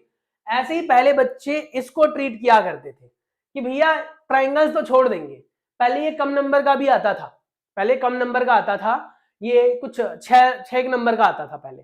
तो बहुत सारे बच्चे जो ना छोड़ देते थे, कहते चलो ठीक है छोड़ दिया, 94 तो आएंगे। लेकिन इसमें से बहुत बड़ा पोर्शन हटा दिया, ये मैं पहले भी डिस्कस कर चुका हूं। इसके 2 पॉइंट्स हटा दिए गए हैं। एक तो बेटा आपका पाइथागोरस थ्योरम वाला हटा दिया गया है, एक एरिया वाला हटा दिया गया है कॉन्सेप्ट, इसीलिए ये चैप्टर बहुत इजी हो गया है। अब आपको एग्जांपल्स कौन से करने हैं, एग्जांपल नंबर 2 कर लेना है, 3 कर लेना है, 7 कर लेना है और 8 कर लेना है, ये एग्जांपल्स कर लेना है। अब आप समझ के देखो कि यहाँ पर टोटल एग्जांपल्स 8 हैं जो अभी यहाँ पर मेंशन है। इस 8 में से भी मैंने 4 ही यहाँ पर मेंशन करके दिए, देखो 2, 3, 7 और 8, 4 है यहाँ पर 8 में से, तो 50% ऑलरेडी आपका वर्कलोड कम हो गया। ऐसे बेटा एक्सरसाइज पे आ जाओ 6.2 में, ये क्वेश्चंस करने हैं आपको। इसमें बेटा बहुत सारे क्वेश्चंस हैं, लेकिन इसमें सिर्फ और सिर्फ एक सेकंड क्वेश्चन छोड़कर बाकी आप कर सकते हो। टेबल वाला है वो, तो वो भी आ सकता है, नहीं भी आ सकता है। नाउ 7th की अगर हम बात करें, जो 7 पॉइंट है वो एक्सरसाइज 6.3, क्वेश्चन आपको करने होंगे 1, 3, 5, 7 जो भी मेंशन्ड है, ये सारे क्वेश्चंस करने हैं। ये सारे क्वेश्चंस बहुत इंपॉर्टेंट है, इजी है, पेपर लीक है तो इसका मतलब समझ जाओ कि इनमें से ही आने वाला है, ठीक है। अब पेपर लीक क्यों बोल रहा हूं बार बार, समझ रहे होंगे आप। इसके बाद बेटा नेक्स्ट आता है आपके पास कोऑर्डिनेट ज्योमेट्री। कोऑर्डिनेट ज्योमेट्री वैसे तो आप इसको टफ जोन में डाल देते हो, पर ये है इजी ही। लेकिन अब देखो हर चैप्टर को मैं इजी बोल रहा हूं क्योंकि as a perspective of teaching line मैं आपको बताऊं तो मुझे जो एक्सपीरियंस है उसके अकॉर्डिंगली मुझे ये सारे चैप्टर्स आसान लगते हैं, क्योंकि मैं कई बार कर चुका हूं। जब मेरे को 16-17 साल का एक्सपीरियंस है तो आप समझ के देखो इस चीज को कि मैंने 16-17 सालों में कितनी ही बार किया होगा इसे, सो दैट मेरे को अब क्वेश्चन के आंसर्स तक पता लग जाते हैं। लेकिन बेटा आप तो पहली बार कर रहे हो, है ना, और शायद हो सकता है दूसरी बार कर रहे हो, तो उतना परफेक्ट तो हो नहीं पाएगा जितना टीचर्स को आता है। पर हाँ, ये मैं बता रहा हूं आपको कि अगर इन क्वेश्चंस पर फोकस कर लेते हो तो आप टॉपर की लिस्ट में आ जाओगे। अगर आप चाहते हो कि आपके मार्क्स अच्छे आए, आप टॉपर की लिस्ट में अपने मम्मी पापा का नाम ऊंचा करो और थोड़ा बहुत मेरा भी, तो बेटा क्या करना है, चैनल को सब्सक्राइब कर लेना है, बेल आइकन को प्रेस कर देना है। और मैं चाहता हूं बेटा कि आप लोगों को ऐसी ही वीडियोस मिलती रहे, आपको ऐसे ही काम की चीजें पता लगती रहे और चैनल के साथ बने रहो। तो थोड़ा सा आप लोगों से मुझे मोटिवेशन चाहिए। अगर आप लोग हमारे चैनल को सब्सक्राइब कर लेते हैं, वीडियो को लाइक कर देते हैं, अगर सच में अच्छी लगी है, तो नहीं लगी है तो कोई बात ही नहीं है, फिर तो डिसलाइक कर दो, शौक से कर दो, कोई प्रॉब्लम नहीं है, हमारी मेहनत डूब गई, हम ये समझ लेंगे। बट अगर थोड़ा सा भी आपको लगता है कि हमारे लिए वर्थ इट है, आपके लिए काम का है, तो बेटा जो मैं कह रहा हूं थोड़ा सा आप कर सकते हैं। चलिए अब हम बात करते हैं इस चैप्टर में। तो टोटल 5 नंबर का ये चैप्टर आने वाला है, 4 नंबर का और प्लस 1 नंबर का। सेक्शन फॉर्मूला इंटरनली वाला ही आएगा सिर्फ। हालांकि सेक्शन फॉर्मूले में आपके पास 2 फॉर्मूले होते हैं बेटा, इंटरनली और एक्सटर्नली। एनसीईआरटी बुक के अंदर सिर्फ इंटरनली ही मेंशन्ड है। अगर आप रेफरेंस बुक की बात करते हैं तो वहां पर बेटा एक्सटर्नली भी मेंशन है। अगर आप इस चैप्टर को करना चाहते हो तो वीडियो ऑलरेडी अपलोडेड है चैनल पर, विजिट करो, चैप्टर को प्रॉपर्ली अंडरस्टैंड करो, बेसिक क्लास को देखो, आपको सारी चीजें पता लग जाएगी कि डिस्टेंस फॉर्मूला कहाँ काम आता है, सेक्शन फॉर्मूला कहाँ काम आता है, सेक्शन फॉर्मूले से हम क्या क्या चीजें कैलकुलेट कर सकते हैं, कैसे कैलकुलेट कर सकते हैं, इंटरनली और एक्सटर्नली में क्या डिफरेंस है। तो आपको सिर्फ इंटरनली पर फोकस करना है। उसके बाद बेटा आपके पास मिड पॉइंट का फॉर्मूला आएगा। हालांकि बहुत सारे टीचर मिड पॉइंट फॉर्मूले को इग्नोर कर देते हैं। द रीजन इज व्हाट, क्योंकि सेक्शन फॉर्मूले से ही मिड पॉइंट फॉर्मूला डिजाइन होता है, तो इसका भी डिडक्शन मैंने कराया हुआ है। उसके बाद लाइन के बाइसेक्ट, ट्राइसेक्ट और फोर सेक्शन आदि के क्वेश्चंस भी आते हैं। और यहाँ जो क्वेश्चन आते हैं बेटा ये सब केस बेस्ड स्टडी होते हैं। तो ये चैप्टर जो है ना केस बेस्ड स्टडी है, आपका यहाँ से जो क्वेश्चन आता है वो केस बेस्ड में आता है। अब कई बच्चों को ना डर लगता है, सर ये केस बेस्ड क्या है, मतलब क्या है ये केस स्टडी, केस स्टडी क्या है, क्या है केस स्टडी? मतलब आपको एक स्टेटमेंट दे रखी होगी, एक पैराग्राफ दे रखा होगा छोटा सा, जिससे आपके क्वेश्चन का शायद कोई लेना देना भी ना हो। तो कई बच्चे सोचते हैं यार इतना बड़ा पैराग्राफ पढ़ूंगा, शायद मेरे को क्वेश्चन समझ में आए ना आए, और मैं छोड़ देता हूँ। ज्यादातर बच्चे क्वेश्चन ऐसे छोड़ देते हैं। तो बेटा आपको क्या करना है, पैराग्राफ पढ़ने से पहले क्वेश्चन पढ़ लेना है। आप देख लो कि जिन क्वेश्चंस के आंसर्स आपको डायरेक्टली आते हैं, जैसे कोई कॉन्सेप्ट है, abscissa, ordinate, coordinate, point, cartesian plane, और जो आपने पढ़ा था ना क्वाड्रेंट वगैरह, उनसे रिलेटेड अगर कोई क्वेश्चन है, डिस्टेंस फार्मूला से रिलेटेड कोई क्वेश्चन है, तो आपको क्या जरूरत है पैराग्राफ पढ़ने की, आप डायरेक्ट आंसर दे दो, है ना। तो आपको ये ध्यान रखना है कि पहले क्वेश्चंस को पढ़ना है। और अगर आपको ऐसा लगे कि कुछ डेटा की जरूरत है उन क्वेश्चंस को करने के लिए, जैसे मान लो सपोज टू बी पॉपुलेशन के ऊपर बेस्ड क्वेश्चन आ गया या डिस्टेंस के ऊपर बेस्ड आ गया, जहां पर कह देगा कि अनुराधा और रिधिमा 2 अलग अलग जगहों पर रहने वाले बच्चे हैं, उनके घर के बीच का डिस्टेंस बताओ। अब उनके घर के बीच का डिस्टेंस तो आप तब बता पाओगे ना जब उनके पॉइंट्स पता हो, तो शायद वो पॉइंट्स आपको पैराग्राफ में मिले, तब आपको जरूरत पड़ेगी पैराग्राफ को पढ़ने की और देखने की। तो ये हमेशा याद रखना है कि सबसे पहले केस बेस्ड स्टडी जो क्वेश्चन होता है, केस बेस्ड स्टडी, उसके क्वेश्चन को पहले पढ़ लो, डेटा इनसफिशिएंट लगे तो फिर पैराग्राफ पढ़ो। वैसे ज्यादातर टाइम आप डायरेक्ट आंसर्स दे सकते हो बिना पैराग्राफ को पढ़े। तो ये बेटा ये ध्यान रखना है। उसके बाद डिस्टेंस फॉर्मूला के ऊपर बेटा टाइप्स ऑफ पॉलीगन के क्वेश्चन आते हैं कि ट्राइंगल का टाइप कैसा है, राइट एंगल ट्राइंगल कैसे प्रूव करोगे, आइसोसेल ट्राइंगल क्या होगा, क्वाड्रिलेटरल के टाइप्स कैसे पता करोगे, स्क्वायर है, रोम्बस है, कैसे पता लगेगा। तो इस टाइप का क्वेश्चन आता है। कोलिनियरिटी के ऊपर आता है, कोलिनियरिटी के लिए डिस्टेंस फॉर्मूले का यूज हम कर सकते हैं, सेक्शन फॉर्मूले का भी यूज कर सकते हैं। डिस्टेंस फॉर्मूले का यूज करते हो तो उसमें sum of 2 distances is equal to third distance आना चाहिए जब आप कोलिनियरिटी करते हो। वहीं पर अगर बेटा आप सेक्शन फॉर्मूला इस्तेमाल करते हो तो सेक्शन फॉर्मूला जब आप इस्तेमाल करोगे तो ये ध्यान रखना, सेक्शन फॉर्मूला हमेशा रेशो सेम देगा एक्स से भी और वाई से भी, अगर पॉइंट्स कोलिनियर है तो। सेक्शन फॉर्मूले की यूज से नहीं पता चल रहा है मैं क्या कहना चाह रहा हूं बेटा, तो आप मुझे कमेंट करके बता देना, मैं सेपरेट वीडियोस बनाऊंगा इन सभी चीजों के ऊपर। मेरा सिर्फ ये गोल है बेटा कि आपको मैथ्स में टॉप कराना है। और अगर आप सच में करना चाहते हो, ट्यूशन की कहीं फीस नहीं देनी आपको, आज से ट्यूशन छोड़ दो, गारंटी लेता हूं मैं इस बात की, मैं गारंटी लेता हूं आपके मार्क्स खराब आएंगे, गारंटी लेता हूं मैं कि अगर आपके मार्क्स खराब आ जाए तो इस चैनल को रिपोर्ट कर देना, मैं चैनल डिलीट कर दूंगा गारंटी के साथ। पर हाँ, आपका एक छोटा सा सपोर्ट चाहिए, चैनल को सब्सक्राइब कर लेना, और कोई भी कमेंट करना हो आपको किसी भी क्वेश्चन से रिलेटेड, बेधड़क करो, आप मेरा व्हाट्सएप नंबर तक ले सकते हो डायरेक्ट कम्युनिकेट करने के लिए, और जिसके थ्रू हम आपस में डिस्कशंस करेंगे बेटा। अगर आप सच में स्कोर करना चाहते हो ना बेटर, मैं आपकी पूरी हेल्प करूंगा, रात में दिन में जब आप कहोगे तब क्लास लूंगा। तो ये ध्यान रखना है, पर थोड़ा सा आपके सपोर्ट की जरूरत है, आप मुझे बताओगे तभी हो पाएगा, क्योंकि मैं भगवान तो नहीं, ये क्वेश्चन भी बता रहा हूं मैं सिर्फ पीछे की आइडियाज के बेस पर, मैंने कोई पेपर देखा नहीं है, मैं ये नहीं कह रहा कि मैंने पेपर देख लिया अभी यही आ रहा है सैंपल पेपर में या यही जो है वो प्री बोर्ड में आएगा या यही बोर्ड में आएगा, मैंने कहा कि इनमें से आएगा। फर्क है इन दोनों स्टेटमेंट में। चलिए अब हम बात करते हैं एरिया कैसे निकालेंगे। Area under given point. अरे सर एरिया वाले क्वेश्चन तो हटा दिए, एरिया ऑफ ट्राइंगल तो आ ही नहीं रहा। एरिया ऑफ ट्राइंगल नहीं आ रहा, एग्री करता हूं, फॉर्मूले से नहीं आ रहा, कॉन्सेप्ट से तो आ सकता है। सपोज टू बी आपको बोलेगा ग्राफ के ऊपर 3 पॉइंट्स प्लॉट कर लो, प्लॉट कर दिया जी, यहां से बन गया एक ट्राइंगल। अब बोल देता है कि इसका एरिया बताओ, कैसे बताओगे? तो आपने नोटिस कर लेना है कि अगर यहां पर ये चीज और ये चीज बेटा आपस में परपेंडिकुलर है, वो पॉइंट प्लॉट करते ही आपको पता लग जाएगा परपेंडिकुलर है कि नहीं है। और परपेंडिकुलर है बेटा तो आप डिस्टेंस फॉर्मूले का इस्तेमाल करके एरिया निकाल सकते हो, जिसमें हमने ये फॉर्मूला पढ़ा हुआ है 1/2 बेस इंटू हाइट। इससे क्वेश्चन आ सकता है, ये आपके सिलेबस से एलिमिनेट नहीं किया गया है, एलिमिनेट किया गया है एरिया ऑफ ट्राइंगल का फॉर्मूला, सेंट्रोइड ऑफ ट्राइंगल का फॉर्मूला। सेंट्रोइड ऑफ ट्राइंगल अब नहीं आएगा, आपका एरिया ऑफ ट्राइंगल अब नहीं आएगा, लेकिन एरिया ऑफ ट्राइंगल ऐसे आ सकता है, तो ये ध्यान रखना है। उसके बाद क्या रहा है, must have knowledge of cartesian plane. Cartesian plane क्या होता है, कार्टेशियन प्लेन से कितने क्वाड्रेंट्स बनते हैं, एक्स एक्सिस वाई एक्सिस कहां होते हैं, नेगेटिव पॉजिटिव पॉइंट्स कहां होते हैं, फर्स्ट क्वाड्रेंट में कैसी वैल्यूज होती है, सेकंड में कैसी होती है, एक्स एक्सिस के ऊपर कोई पॉइंट है तो उसके कोऑर्डिनेट क्या होंगे, वाई एक्सिस के ऊपर कोई पॉइंट है तो कोऑर्डिनेट क्या होंगे, अगर कोई लाइन एक्स एक्सिस के पैरेलल है तो क्या होगा, वाई एक्सिस के पैरेलल है तो क्या होगा, ऐसा क्वेश्चन आ सकता है। तो ये मेंशन है यहां पर बेटा। एक्सरसाइज 7.1 में से क्वेश्चन नंबर 3, 4, 5 और 7, 9 एंड 10 ये क्वेश्चंस जो हैं वो इंपॉर्टेंट है, ये आपको करने हैं। एक्सरसाइज 7.2 में से बेटा क्वेश्चन नंबर 1, 2, 3, 4, 5, 8 और 9। अब कहोगे सर आपने एक्सरसाइज तो सारे करा दिए, एग्री करता हूं, एग्री करता हूं मैं, लेकिन मैं गारंटी के साथ कह रहा हूं बेटा कि इन क्वेश्चंस को करने में अगर आपको कॉन्सेप्ट पता है तो आधे घंटे से ज्यादा का समय नहीं लगने वाला है। ये आपके लिए हेल्पफुल तभी रहने वाला है जब आपके प्री बोर्ड में अभी 2-4 दिन बाकी है। अगर कल प्री बोर्ड है बेटा तो इससे हम ज्यादा मदद नहीं ले पाएंगे। द रीजन इज व्हाट, क्योंकि शायद आपके कॉन्सेप्ट पूरे नहीं होंगे, तो इसीलिए मैं चाहता हूं। और हाँ, ये सिर्फ प्री बोर्ड तक लिमिटेड नहीं है, सीबीएसई का जो फाइनल पेपर आने वाला है बेटा, सीबीएसई का, हरियाणा बोर्ड का, राजस्थान बोर्ड का, किसी भी स्टेट बोर्ड में आप ऐसे ही क्वेश्चन आएंगे, ठोक कर कह रहा हूं ऐसे ही क्वेश्चन आएंगे, गारंटी के साथ कह रहा हूं ऐसे ही क्वेश्चन आएंगे, तो ये याद रखना है। उसके बाद बेटा आगे है आपके पास एग्जाम्पल, वेरी इंपॉर्टेंट एग्जाम्पल्स हैं 2, 3, 5, ये सारे के सारे, मतलब सारे एग्जाम्पल इंपॉर्टेंट है, तो यहां से एग्जाम्पल भी पूछे जाते हैं। Sometime to find the ratio types of questions can also comes up.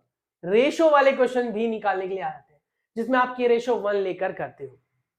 Tip क्या है, ऑलवेज रेडी विद योर फॉर्मूले because they are easy to use. यहां पर इस चैप्टर में फॉर्मूले बेस्ड ही क्वेश्चन है, दिमाग ज्यादा नहीं लगाना है, पर फॉर्मूले अगर याद है तो आप क्वेश्चंस कर पाएंगे, नहीं तो नहीं कर पाएंगे। चलिए अब हम बात कर लेते हैं हमारे सबसे टफेस्ट चैप्टर के बारे में। शायद हो सकता है आप में से बहुत सारे बच्चे मुझे अपनी देसी भाषाओं में गालियां भी दे रहे होंगे, और मैं शायद कह सकता हूं आपसे कि दे रहे होंगे तो वो आप गलत दे रहे होंगे। रीजन, 90% बच्चों को इस चैप्टर में बेटा प्रॉब्लम आती है, 90% बच्चों को इस चैप्टर में प्रॉब्लम आती है। और इस चैप्टर में प्रॉब्लम के पीछे रीजन बताता हूं, क्योंकि ट्रिग्नोमेट्री आइडेंटिटी याद नहीं होती उनसे। इसमें बहुत इंपॉर्टेंट सी टिप है, ऑलवेज बिलीव इन योरसेल्फ, अपने आप पर भरोसा रखो, keep doing practice, this chapter is not hard. ये चैप्टर हार्ड नहीं है, ये सिर्फ फॉर्मूला हार्ड बना रहा है इसको। तो अगर आप चाहते हो कि फॉर्मूला हार्ड ना रहे, आप चाहते हो कि आसानी से इसे कर सको, तो I suggest you to perform daily practice. देखो 5-7 मिनट आपको क्या करना है, एक छोटी सी कॉपी बना ली है, ये छोटी कॉपी बना ली मैंने, इस छोटी कॉपी के ऊपर लिख देना फॉर्मूला नोटबुक। अरे सर ये तो इंटरनेट पर भी अवेलेबल है, अरे यार इंटरनेट पर क्या ऐसी चीज है जो नहीं अवेलेबल है, अच्छी चीज से लेकर बुरी चीज तक सब कुछ अवेलेबल है, जो सर्च मारोगे इंटरनेट सब परोस देगा आपको, है कि नहीं, एग्री करते हो? दुनिया भर के चैनल्स, दुनिया भर की वेबसाइट, दुनिया भर के पोर्टल्स, जाओ इधर उधर सर्च मारो, लेकिन सवाल ये उठता है कि आपके दिमाग में कितना है, तो इस चीज को आपको दिमाग में डालना पड़ेगा। तो इसके लिए आपको क्या करना है, नोटबुक बनानी है, इसमें लिख देना फॉर्मूला नोटबुक। यहां पर चैप्टर वाइज बेटा आपको फॉर्मूले लिख लेने, चैप्टर 1 में क्या फॉर्मूले हैं, क्या कॉन्सेप्ट है, लिख लिया, 4-5 लाइन लिख दी उसके बारे में। फिर चैप्टर नंबर 2 में अच्छा ये है, चैप्टर नंबर 3 में ये है, चैप्टर नंबर 4 में ये है, ये सारी चीजें एक जगह पर लिख ली आपने, एक बुक के अंदर लिख ली, मतलब अपना एक छोटा सा नोटबुक बना लिया। डेली रात में, मुश्किल से मैं मजाक नहीं कर रहा, मुश्किल से शायद पहले दिन आपको आधा घंटा लगे पढ़ने में, पहले दिन आधा घंटा लगे पढ़ने में, पहला ट्रायल होगा आपका। दूसरे दिन गारंटी के साथ कह रहा हूं, आपने अगर 30 मिनट्स वेस्ट किया ना, दूसरे दिन आप उसे 28 मिनट्स में पढ़ लोगे, शायद उससे कम में भी, और आपको समझ में भी आएगा, अरे यार कल भी तो ये पढ़ा था, हाँ ये तो आता है मेरे को। पर हाँ, ये चीज स्किप नहीं करनी है कि अच्छा फर्स्ट चैप्टर में तो ये था, छोड़ना, ऐसे नहीं, पढ़ना है डेली, पढ़ना है daily, each and every line को पढ़ना है डेली। स्पीड बढ़ेगी, फिर 28 के बाद 25, 24, फिर कहीं ना कहीं जाके आप 15 मिनट में 15 चैप्टर्स को रिवाइज करने की ताकत रख लोगे। और यही तो चाहिए हमें कि एग्जाम के टाइम में कौन भला ऐसा बच्चा है जो एक एक क्वेश्चन रिवाइज करता है। मुझे बता दो आप, क्या आपको लगता है कि पूरी एनसीईआरटी बुक के क्वेश्चन को आप एक दिन में, 2 दिन में या हफ्ते भर में भी हर एक क्वेश्चन को रिवाइज कर सकते हो? Not at all. हमें कुछ कॉन्सेप्ट, कुछ फॉर्मूले, कुछ की पॉइंट्स, कुछ स्पेसिफिक क्वेश्चंस को रिवाइज करने की जरूरत होती है। और वो चीज तो आपको तब पता लगेगी ना जब आप खुद करोगे। No one knows your problem ना, कोई भी आपकी दिक्कत थोड़ी समझता है। सिर्फ मैं ज्ञान पेल रहा हूं, यहां पर आप सुन रहे हो, अरे सर क्या बातें बोल रहे हो, सही तो बोल रहे हो, लेकिन ये फायदा आप ही उठा सकते हो। तो कैसे उठाओगे जी फायदा? फायदा उठाने के लिए क्या करना पड़ेगा आपको? तो सिंपल सा टिप है, सिंपल सा ट्रिक है, आप ऐसा कुछ फॉर्मूला बुक बनाओ और आसानी से उसे डेली रिवाइज करो। तो फॉर्मूला मस्ट बी देयर, जो आपके ब्रेन में होना चाहिए। तो वैसे भी आपको पता होगा कि ट्रिग्नोमेट्री के फॉर्मूले में अद्भुत जादू है। मतलब अगर आपको फॉर्मूला आ गया ना, तो आप आसानी से इस चैप्टर को कर पाएंगे। देखो, आप में और एक टॉपर में, मतलब मैं ये नहीं कह रहा कि आप बिलो एवरेज है या एवरेज है, शायद आप टॉपर हो अभी जो वीडियो देख रहे हैं आप, जरा मुझे आप अपने अपने कमेंट करके बताइए मार्क्स कितने हैं। मतलब मैटर नहीं करता, बी बेशरम, जैसे हम हैं वैसे ही हैं। हमारे कम आते हैं तो हम सुधारेंगे, और हमारे अगर अच्छे आते हैं तो हम कंसिस्टेंट रहेंगे, हम बना कर रखेंगे उसको। इसीलिए शर्माने की जरूरत नहीं है। जितने भी परसेंटेज आपके आते हैं मैथ्स में यूजुअली, प्रीवियस क्लास में, प्रीवियस टेस्ट में, एक बार मुझे आइडिया दे दीजिए, तो फिर मैं आपकी हेल्प कर पाऊंगा और आगे फर्दर वीडियोस में। तो देखो, अगर आप एवरेज स्टूडेंट हैं तो आपके लिए बहुत सिंपल सी स्कीम ये है कि आप फॉर्मूले लिख लें डेली, बेटा आप उसको रिवाइज करें। पहले दिन ज्यादा टाइम लगेगा, दूसरे दिन कम, और फिर ये कम होता चला जाएगा। और एक टाइम आएगा जब आपको सारे फॉर्मूले जो ना टिप्स पे याद हो जाएंगे। अच्छा सर बताओ पाइथागोरस क्या होता है? मेरे को आता है, बता दूंगा मैं, आसान है। तो इस तरीके से आप आसानी से आंसर्स दे पाओगे। ठीक है, चलिए, टोटल मार्क्स 7 मार्क का आ रहा है। 3+2+2 के फॉर्म में आएगा बेटा। ज्यादातर जो प्रॉब्लम यहाँ पर बच्चों को आती है वो 8.3 एक्सरसाइज में आती है। 8.3 का जो लास्ट क्वेश्चन है ना, उसके सारे पार्ट्स आपको करने हैं, एग्जाम्पल सारे करने हैं, वहीं से क्वेश्चन अटकता है। कई बार इसके क्वेश्चन जो है ना रेफरेंस बुक से भी उठाए जाते हैं। रेफरेंस बुक के क्वेश्चन कैसे आते हैं वो हम आगे आने वाली वीडियोस में डिस्कस करेंगे।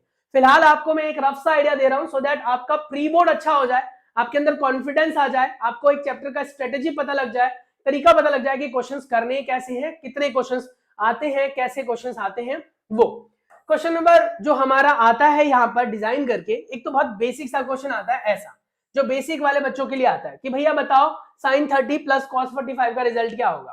तो यहाँ पर आपको टेबल पता होना चाहिए। अब आपको क्या पता sin 30 क्या है, तो आपको टेबल याद नहीं। कई बच्चों कहते हैं अरे यार, अरे सर बना लेंगे टेबल, लास्ट में हमारे पास स्टार्टिंग 15 मिनट होते ना, तो लास्ट के पेज पर हम टेबल बना लेंगे। अरे यार टेबल बना लोगे, मान लिया आपकी बात जो मैंने कि आप टेबल बना लोगे, लेकिन टेबल बनाने में भी आपको टाइम लग रहा है। और दूसरी चीज, कॉन्फिडेंस नहीं आ रहा है ना। अगर आप कहीं फॉर्मूला लगाओगे तो कॉन्फिडेंस नहीं बनेगा। तो ऐसे अभी से ही याद करना शुरू कर दो कि कोई उठाकर भी पूछे what is the value for sin 30, yes sin 30 is 1/2, ऐसे आपको बताना है। What is the value for sec 30? Sec 30 is the cos 30 का रेसिप्रोकल, और cos 30 is a √3/2, तो उसका उल्टा 2/√3।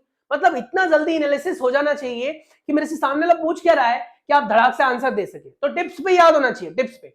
अब मैंने आपको देखो एंगल टेबल में से पूरा टेबल प्रोवाइड नहीं किया, मैंने सिर्फ 3 एंगल टेबल की वैल्यू दी है यहाँ पर, साइन के, कॉस की और टेन की। हालांकि हम बना सकते बड़े आसानी से, हमने पहले भी सीखा हुआ है, मैंने आपको क्लास जो प्रोवाइड की थी उसमें मैंने कहा था साइन की वैल्यू निकालने के लिए 0/4 का अंडर रूट कर लो, 1/4 का अंडर रूट कर लो, उसके बाद बेटा 2/4 का अंडर रूट कर लो, अंडर रूट 3/4 कर लो, और अंडर रूट 4/4 कर लो।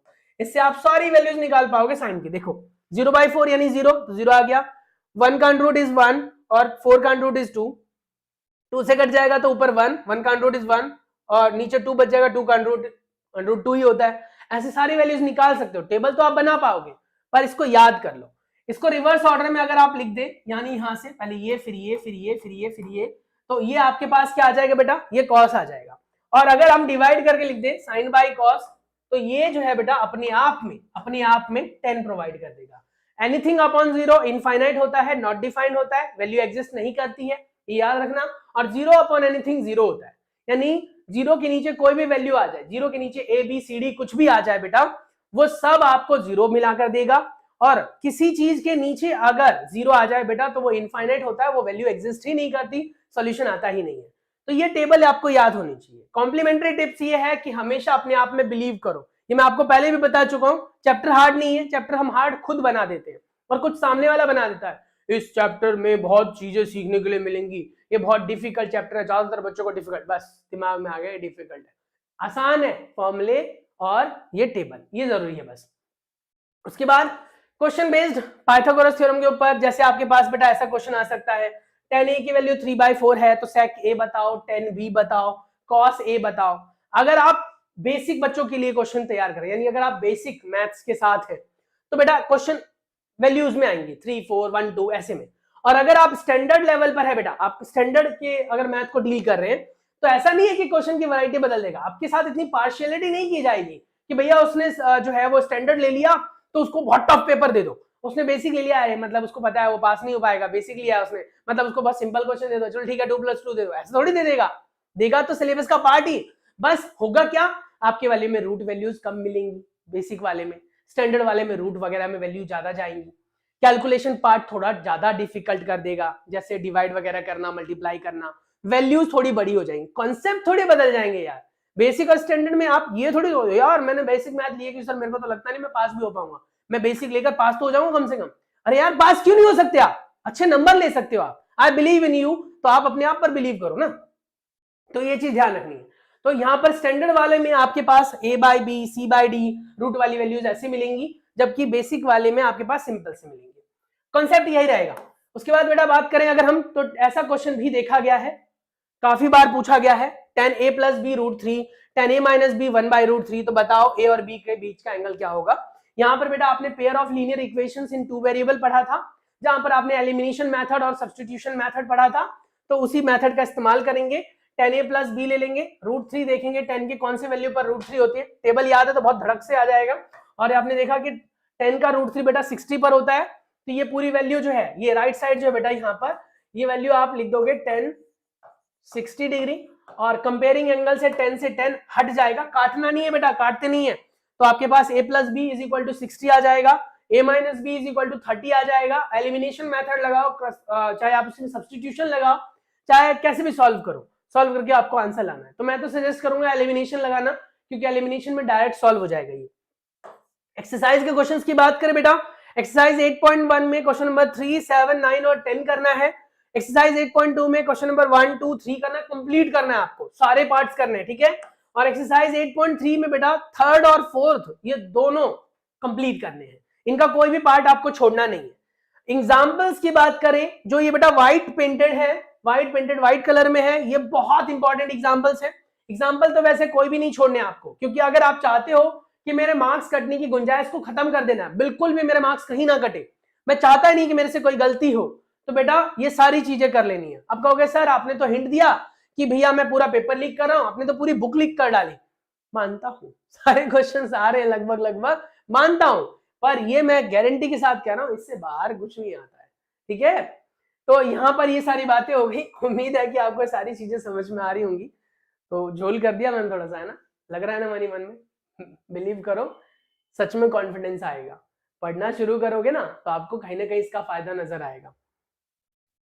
कंटिन्यू करते हैं, नेक्स्ट पेज पर क्या है देखो। नेक्स्ट पेज पर मैंने बेटा आपको कुछ फॉर्मूले प्रोवाइड किए हैं, इफ यू विश टू तो यू कैन राइट इट, आप लिख सकते हैं बेटा इसे अपनी कॉपी में।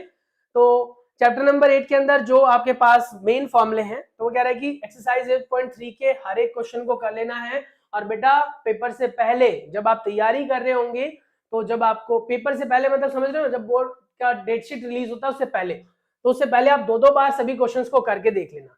और ये क्वेश्चंस बेटा बहुत इंपॉर्टेंट होते हैं इस टाइप के, प्रूव करने वाले।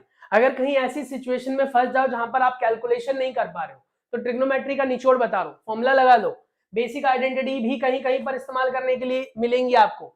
These are the algebraic basic identity, जिसमें आपने a + b का होल स्क्वायर पढ़ा हुआ है, a² + b² + 2ab। कई बच्चे यहाँ पर भी गलती करते हैं, शायद आप भी कर लेते होंगे कभी कभी और आपको पता नहीं चलता होगा। आपको जब a + b का होल स्क्वायर बोला जाता होगा ना देखने लिखने के लिए, तो आप उसे गलती से a square plus b square ही छोड़कर आ जाते होंगे, प्लस का 2a भी तो घास चरने चला जाता है। तो ये चीज ये ध्यान रखना है, ये हटाना नहीं है, this is also the part of this formula. तो ये गलती होती है आपसे। अच्छा ठीक है, अब मुझे बता दो, क्या आप ऐसी गलती करते हैं आप ऐसी गलती, हाँ या ना? अगर आप एक ईमानदार बच्चे, आप खुद की गलतियों को मानते हैं, तभी आप खुद की गलतियों को सुधार सकते हैं। अगर आप गलतियों को मानना, स्वीकार करना नहीं चाहते, तो बेटा गलतियां आपके अंदर रहेगी, लेकिन आप बिलीव नहीं कर पाओगे खुद पर कभी भी। तो अगर आपसे ऐसी गलती होती है तो कमेंट में मुझे यस करके बताएं, टाइम टैग के साथ। टाइम, जिस टाइम आप ये वीडियो देख रहे हैं, वीडियो मतलब जिस टाइम में ये बोल रहा हूँ वीडियो के टाइम में, तो वीडियो टाइम टैग के साथ आप मुझे बताना यस और नो, सो दैट मैं आपके कमेंट को पढ़ सकूं और प्रॉपर आपके साथ इंटरेक्ट कर सकूं। ऐसे बेटा अगला फॉर्मूला a माइनस बी का होल स्क्वायर है, ए स्क्वायर माइनस बी स्क्वायर है, x प्लस ए और x प्लस बी वाला है, क्यूबिक फॉर्मूला, माइनस और प्लस के लिए अलग अलग क्यूब फॉर्मूला। ये 8 इंपॉर्टेंट एल्जेब्रिक फॉर्मूले हैं जो आपके इसमें भी यूज होते हैं। आपको यहाँ पर भी एक दो क्वेश्चन ऐसे मिलेंगे जहां पर इनमें से किसी ना किसी का यूज हुआ है, तो वो चीज आपके काम में आएगी। उसके बाद बेटा यहाँ पर जैसे यहाँ पर है ना a माइनस बी का होल स्क्वायर, तो देखो यहाँ पर डायरेक्ट ये फॉर्मूला पहले हमें यूज करना पड़ेगा। हो सकता है कि आप फॉर्मूला यूज ना भी करें तो भी सॉल्व हो जाए, ये क्वेश्चन तो खैर डायरेक्ट भी हो जाएगा। बताता हूं कैसे, ये कैसे हो जाएगा डायरेक्ट। इसको डायरेक्ट करने का सिंपल सा तरीका है कि अगर आप किसी क्वेश्चन में अटक जाते हैं बेटा, अगर आपको लगता है कि यार मैंने इधर देखा है तो कोसेक कोट है, और इधर देख रहा हूं तो इधर तो ये साइन कॉस में है ना, तो हम फंस रहे, हम सॉल्व नहीं कर पा रहे। तो कैसे करना है आपको, हमेशा याद रखें, अपने पूरे के पूरे क्वेश्चन को, यानी कि ट्रिग्नोमेट्री के पूरे क्वेश्चन को आप साइन कॉस में कन्वर्ट कर ले। जैसे आप साइन कॉस में उसे कन्वर्ट कर लेंगे, आप बड़े ही आसानी से जो है ना कैलकुलेशन कर पाएंगे। पर ये याद रखना है आपको कि साइन कॉस में ही कन्वर्ट करना है, साइन कॉस से कम नहीं रखना है, साइन कॉस में कन्वर्ट करना पड़ेगा। ठीक है, अगर आप अटक जाते हैं तो, अगर आपको लगता है कि ट्रिग्नोमेट्री फॉर्मूले को अप्लाई करने से आप आसानी से सॉल्यूशन ला पा रहे हैं तो ठीक है, गो विद इट। लेकिन अगर आप लगता है कि आप अटक रहे हैं कहीं पर, तो आप उसको कन्वर्ट कर ले। कन्वर्ट करने के भी यहाँ पर फॉर्मूले दिए गए। कॉसेक है तो उसको आप 1 बाय साइन लिख सकते हैं, सेक है तो बेटा 1 बाय कॉस लिख सकते हो, कॉट है तो 1 बाय टेन, साइन है तो 1 बाय कॉसेक, कॉस है तो 1 बाय सेक, और टेन है तो 1 बाय कॉट। साथ ही बेटा टेन थीटा का एक और फॉर्मूला होता है जो हमने पहले भी पढ़ा हुआ है, वो होता है tan theta is equal to sine theta upon cos theta, याद है। और बेटा कॉट थीटा का फॉर्मूला होता है हमारे पास, कॉट थीटा होता है cos theta upon sine theta. समझ में आ रहा है? तो ये चीजें बहुत जरूरी है, बहुत ज्यादा इंपॉर्टेंट। ना आगे हम डिस्कस कर ले फर्दरली। तो कितनी सिंपल सी चीजें हैं, कितने आसानी तरीके से, कितने सिंपल से तरीके से हम इसको समझ पा रहे हैं।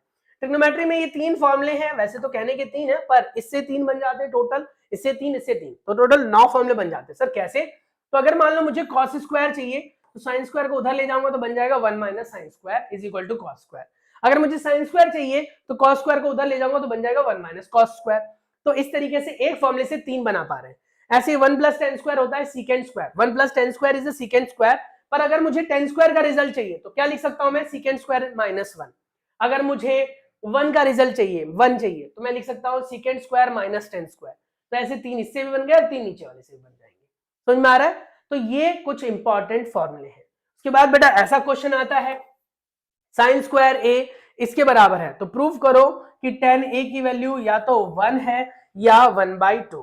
तो आपको कुछ नहीं करना है, इस पूरे क्वेश्चन को मॉडिफाई कर लेना है बेटा tan के फॉर्म में। तो आप नोटिस करो, यहां पर साइन है, यहां साइन है, तो साइन से साइन कट जाना है, और ये बच जाएगा साइन, और ये कॉस नीचे आ जाएगा तो tan, और उससे आप सॉल्व कर पाओगे।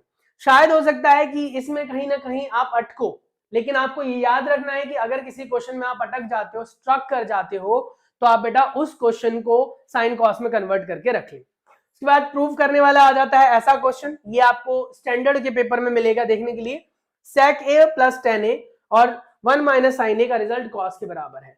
तो बेटा इस सिचुएशन में ये तो ऑलरेडी साइन में है, इसको आप साइन कॉस में कन्वर्ट कर लेंगे, जो कट रहा होगा काट देंगे, बचा हुआ अपने आप कॉस में आएगा, और बड़े ही आसानी से आता है। टिप याद रखना, रिवाइज करना है आपके पास जितनी भी आइडेंटिटीज हैं एंड फॉर्मूले हैं, at least twice in a week, एक हफ्ते के अंदर कम से कम 2 बार पढ़ना है। मैंने आपको क्या बोला, मैंने आपको बोला ना कि आप एक फॉर्मूला बुक बना लो यार, किसी से परचेज मत करो, कहीं से जो है उसको कॉपी मत करो, किसी वेबसाइट से डाउनलोड मत करो। अगर वेबसाइट पर अवेलेबल है तो उसे देख देख कर अपनी कॉपी में लिखो। लिखने से क्या होता है, हमारा प्रेजेंस ऑफ माइंड बढ़ता है। तो मैं चाहता हूं कि आप खुद बनाएं अपने नोट्स मैथ्स के, और इस तरीके से आप कर पाएंगे।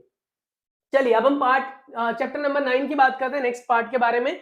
तो इसमें है आपके पास चैप्टर का टाइटल एप्लीकेशन ऑफ ट्रिग्नोमेट्री। अगर आपने ट्रिग्नोमेट्री को प्रॉपर अच्छी तरीके से समझ लिया, जिसमें आपने जो बेसिक फॉर्मूला पढ़ा था परपेंडिकुलर, बेस और हाइपोटेन्यूज का रिलेशन, पीबीपी अपॉन एचएचबी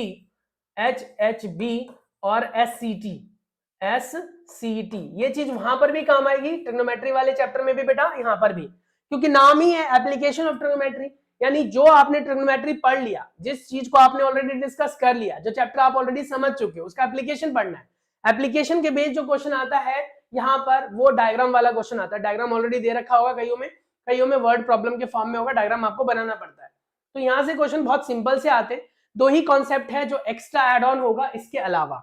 एक तो आपको एंगल टेबल जो आपने पढ़ा था बेटा, जैसे sin 30 क्या होता है, cos 30 क्या होता है, tan 30 क्या होता है ना। उसके बाद बेटा और भी एंगल 45 वाले, 60 वाले और 90 वाले, वो सारे आपको याद करने। एंगल टेबल पूरा याद होना चाहिए। साइन, कॉस और टेन की ही जरूरत है हमें, क्योंकि इन तीनों को हम बेसिक ट्रिग्नोमेट्री एंगल्स कहते हैं, और इनसे लगभग सारे क्वेश्चंस हो जाते हैं आपके, चाहे वो सेक में दे रखा हो, चाहे वो कॉट में दे रखा हो, चाहे वो कॉसेक में दे रखा हो। पर अगर इन तीनों की वैल्यूज आपको प्रॉपरली याद है बेटा, तो आप सारे क्वेश्चंस कर सकते हैं, घबराने की कोई जरूरत नहीं है आपको, ठीक है ना। अब हम बात करते हैं यहाँ पर क्वेश्चन कैसे आते। तो एक क्वेश्चन बेटा 4 नंबर का आएगा, एक आएगा 1 नंबर का, जिसमें angle of elevation, angle of depression से रिलेटेड एमसीक्यू बन सकता है। हो सकता है कि शेडो वाला क्वेश्चन आ जाए कि एक टावर है जिसकी जो शेडो है उसकी लेंथ ये थी, बाद में ये हो जाती है, तो बताओ एंगल में कितना चेंज आया। तो ऐसा कुछ क्वेश्चन भी आपसे पूछा जा सकता है। यहाँ पर हमने पहले भी पढ़ा था, पंडित बद्री प्रसाद हर हर बोले सोना चांदी तोले, यानी साइन थीटा की वैल्यू होती है बेटा p/h, यानी perpendicular upon hypotenuse. cos theta की वैल्यू होती है b/h, यानी base upon hypotenuse. tan theta की वैल्यू होती है बेटा अपने पास परपेंडिकुलर अपॉन बेस। तो अगर ये चीज याद है आपको, pbp अपॉन hhb, यानी पंडित बद्री प्रसाद हर हर बोले सोना चांदी तोले, तो इससे बेटा हम आसानी से इस चैप्टर को कर पाएंगे। की पॉइंट क्या है, ध्यान से सुनना। Always keep in mind that you must have knowledge about angle table and angle of elevation base to top and angle of depression top to base. T to B का मतलब है top to base, B to D का मतलब है base to top। यानी अगर आप किसी टावर पर खड़े हैं बेटा, मान लीजिए आप किसी टावर पर खड़े हैं, यहाँ पर किसी बिल्डिंग पर आप हैं, और यहाँ से आते हुए किसी फ्रेंड को, कार को, किसी को भी आप ऑब्जर्व कर रहे हैं, फ्रेंड को या ऑब्जर्व कर रहे हैं, कार को ऑब्जर्व कर रहे हैं। तो यहां से आपने इसे देखा या फिर अपने फ्रेंड को देखा, तो आपका जो हॉरिजॉन्टल व्यू होता है, जिसे आप लाइन ऑफ साइट कहते हैं, horizontal view, line of site हमारा नॉर्मल लाइन ऑफ साइट होता है, नॉर्मल लाइन ऑफ साइट बोलते हैं इसे। इससे अगर हम इसको देख रहे हैं तो ये एंगल बन रहा है, और फ्रेंड को देख रहे हैं तो ये एंगल बन रहा है। जब हम किसी चीज को ऊपर से नीचे की तरफ देखते हैं, लाइक दिस, नीचे झुकाओ सिर को, तो ऐसी सिचुएशन में आपका बन जाता है बेटा ये एंगल ऑफ डिप्रेशन। क्या बनता है, एंगल ऑफ डिप्रेशन। देखो यहां लिखा हुआ ना डिप्रेशन, एंगल ऑफ डिप्रेशन, जब आप ऊपर से नीचे देखते हो। वहीं पर अगर मान लीजिए ये केस उल्टा कर दिया जाए, उल्टा कर दिया जाए, इट मींस कि आपका फ्रेंड जो है वो किसी बिल्डिंग के विंडो से आपको देख रहा है, और आप अपने फ्रेंड को नीचे से ऊपर देख रहे हैं। तो आप अपने फ्रेंड को अगर नीचे से ऊपर देखेंगे तो आपकी लाइन ऑफ साइट जो है, हॉरिजॉन्टल लाइन ऑफ साइट या नॉर्मल लाइन ऑफ साइट जो है, उसके कंपैरिजन में आप इतना एंगल ऊपर उठाकर देख रहे हैं, मतलब आप सिर को उठाकर देख रहे हैं, तो आपका हॉरिजॉन्टल साइड जो है वो ये है ना। और इससे आप कितना ऊपर उठकर देख रहे हैं, तो मान लो इतना उठकर देख रहे हैं, तो ये जो एंगल बन रहा है, this is called angle of elevation. है वही सेम चीजें, ठीक है। तो यहां पर वो एंगल बनेगा, तो इसका यहां बनेगा और इसका यहां बनेगा। एंगल वैसे दोनों सेम ही होते हैं, रीजन क्योंकि जो लाइन ऑफ साइट यहां पर है बेटा, और जो लाइन ऑफ साइट यहां होती है, ये दोनों आपस में पैरेलल होते हैं, और पैरेलल होने की वजह से यहां वाला एंगल, ये दोनों आपस में बराबर हो जाते हैं ड्यू टू बताओ due to alternate interior angle concept. ऐसा क्वेश्चन आप लोगों से पूछा जाता है। कई बार आपसे दो बिल्डिंग वाले क्वेश्चन बोलेगा, जैसे ये बिल्डिंग है, यहाँ एक टावर है, और बोलेगा कि इसके टॉप से इसके टॉप का एंगल ऑफ एलिवेशन और इसके टॉप से इसके फुट का एंगल ऑफ डिप्रेशन। ऐसा क्वेश्चन पूछा जाता है कई बार। तो वो डिपेंड करता है कि आपसे क्वेश्चन पूछा कैसे गया है, लेकिन कंसेप्ट में बस दो ही है। और यहां से जो क्वेश्चन आता है बेटा, वो केस बेस्ड क्वेश्चन पूछा जा सकता है। केस बेस्ड मतलब आपके पास ऑलरेडी जो है वो स्टेटमेंट मेंशन होगी, उससे रिलेटेड जो है वो 5 एमसीक्यू क्वेश्चन पूछे होंगे, और 5 4, तो 5 या 4 जो भी होंगे, वैसे 4 आएंगे क्योंकि एक 4 अलग बनेगा और एक 1 अलग नंबर का बनेगा। तो टोटल आपके पास ऐसे क्वेश्चंस डिवाइड हो सकते हैं। क्लियर है। नेक्स्ट कह रहा है you need to use such angles tan cos sin, इन सब का आपको यूज करना पड़ेगा, ठीक है। Do cloud and tower statue speed based question, ये क्वेश्चन जरूर कर लेना बेटा। Cloud tower statue speed of जो कार है व्हीकल है उससे रिलेटेड क्वेश्चन, जिसमें आपने बेटा पढ़ा होगा स्पीड का फॉर्मूला होता है डिस्टेंस अपॉन टाइम, तो ये फॉर्मूला वहां पर काम करेगा। उसके बाद बेटा आपको ये वैल्यू पता होनी चाहिए, √2 की वैल्यू होती है 1.414, ये आपका चैप्टर नंबर जो 12 है उसमें भी काम आएगा। और √3 का जो रिजल्ट होता है बेटा वो होता है 1.732, ये याद रख ले तो बेटर रहेगा, वैसे तो क्वेश्चन में दिया होता है। और ये यूज तभी करना है जहां पर रिक्वायर्ड हो, जहां बोला जाए, जब तक नहीं बोला जाएगा तब तक आप आंसर को √3 और √2 में ही रखें। पर ये याद रखें बेटा कि आंसर अगर आपका रूट में आ रहा है तो रूट डिनोमिनेटर में नहीं आना चाहिए, उसके लिए आपको रैशनलाइजेशन करना पड़ेगा। रैशनलाइजेशन करने के लिए क्या करना होता है, नीचे जो वैल्यू आ रही है रूट में उसी से मल्टीप्लाई करना है और उसी से आपको डिवाइड करना है। चलिए हम क्वेश्चन नंबर 5 की बात, सॉरी पॉइंट नंबर 5 की बात कर लेते हैं। एक्सरसाइज 9.1 में से आपको एग्जांपल्स करने हैं ये 2, 4, 5, 6, 7, जिसमें से दो बहुत ज्यादा फोकस करके कर लेना, 5 और 7। जो आपका 5 और 7 है ना, ये दोनों बहुत इंपॉर्टेंट है, ये दोनों बहुत इंपॉर्टेंट है। ये बोर्ड पूरा हौच पौच हो गया होगा पर आपको समझने से मतलब आपको आ रहा है तो क्लियर है। तो 5 और 7 कर लेना, फोकस कर लेना। एक्सरसाइज 9.1 में क्वेश्चन नंबर 5, 6, 8, 10, 13, 14 और 15, जिसमें से आपके पास 6, 13, 14 और 15 ये क्वेश्चन बहुत इंपॉर्टेंट है। उसके बाद बेटा कुछ एक्स्ट्रा क्वेश्चन भी आपको करने हैं अपना कॉन्फिडेंस बूस्ट करने के लिए। उसके बाद यहां पर आपके पास टिप है, always keep in mind angle will provide you the info about tallness of the body. कई बार आपसे ऐसा क्वेश्चन पूछा जाता है बेटा कि टावर के उससे देखा उसका एंगल ऑफ एलिवेशन इतना है, डिप्रेशन इतना है, इसी से आपको अंदाजा लग जाएगा कि कौन सी बिल्डिंग, कौन सा टावर छोटा है और कौन सा बड़ा है। आप नोटिस करो, अगर मैंने एंगल ऑफ एलिवेशन बोला, मैंने बोला कि मैं किसी चीज को एंगल ऑफ एलिवेशन से देख रहा हूं, तो इसका मतलब आपके दिमाग में क्या चला कि बिल्कुल सही बात है कि सर से जो है वो चीज बड़ी है ना। और अगर मैंने कहा कि किसी चीज को मैंने एंगल ऑफ डिप्रेशन से देखा है, डिप्रेशन मतलब नीचे सिर झुकाकर देख रहा हूं, तो इसका मतलब क्या हो गया कि मेरे से वो चीज छोटी है। फॉर एग्जाम्पल मेरा कैमरा जो है मेरे हॉरिजॉन्टल लाइन ऑफ साइट में है, तो इसलिए आपने नोटिस क्या होगा, मैं आपको डायरेक्ट देख पा रहा हूं। लेकिन अगर मेरा कैमरा ऊपर लगा होता तो मैं अपनी लाइन ऑफ साइट को देखने के लिए ऊपर नजर करता, मैं आपको ऐसे देख रहा होता। अगर कैमरा नीचे होता तो मैं नीचे देख रहा होता, लाइक दिस। तो इस तरीके से आपको अंदाजा लग जाता है एंगल से कि कौन सी चीज बड़ी है और कौन सी चीज छोटी। तो घबराने की जरूरत नहीं है, क्योंकि जब मैं 10th स्टैंडर्ड में था तो मुझे ये सबसे बड़ी प्रॉब्लम आती थी कि मुझे पता ही नहीं चलता था कि कौन सी बड़ी बड़ी और कौन सी छोटी, और किसी ने समझाया नहीं। तो एंगल से आप पता कर सकते हो कि कौन सी चीज बड़ी है और कौन सी चीज छोटी। और वैसे भी आपको पता है सारी चीजें तब तक ही डिफिकल्ट होती है जब तक वो हमें आना जाए, आने के बाद तो सब आसान। नाउ चैप्टर नंबर 10, कुछ ही चैप्टर्स बाकी है बेटा, बहुत ज्यादा वीडियो का टाइम ले लिया मैंने आप लोगों का। टोटल 7 मार्क का क्वेश्चन आने वाला है 3+2+2 के फॉर्म में बेटा। क्वेश्चन नंबर आपके पास होंगे, ये क्वेश्चंस होंगे और ये टाइप्स। तो कहते हैं कि आप be ready to prove theorem number 10.1 and 10.2। 10.1 और 10.2 का थ्योरम आपको आना चाहिए, बी रेडी टू प्रूव, यानी कि आ सकता है कई बार इसके प्रूव करने के लिए भी क्वेश्चंस आए होंगे। थ्योरम नंबर 10.2 क्या कहता है, the tangent at any point on a circle perpendicular to the radius through the point of the contact.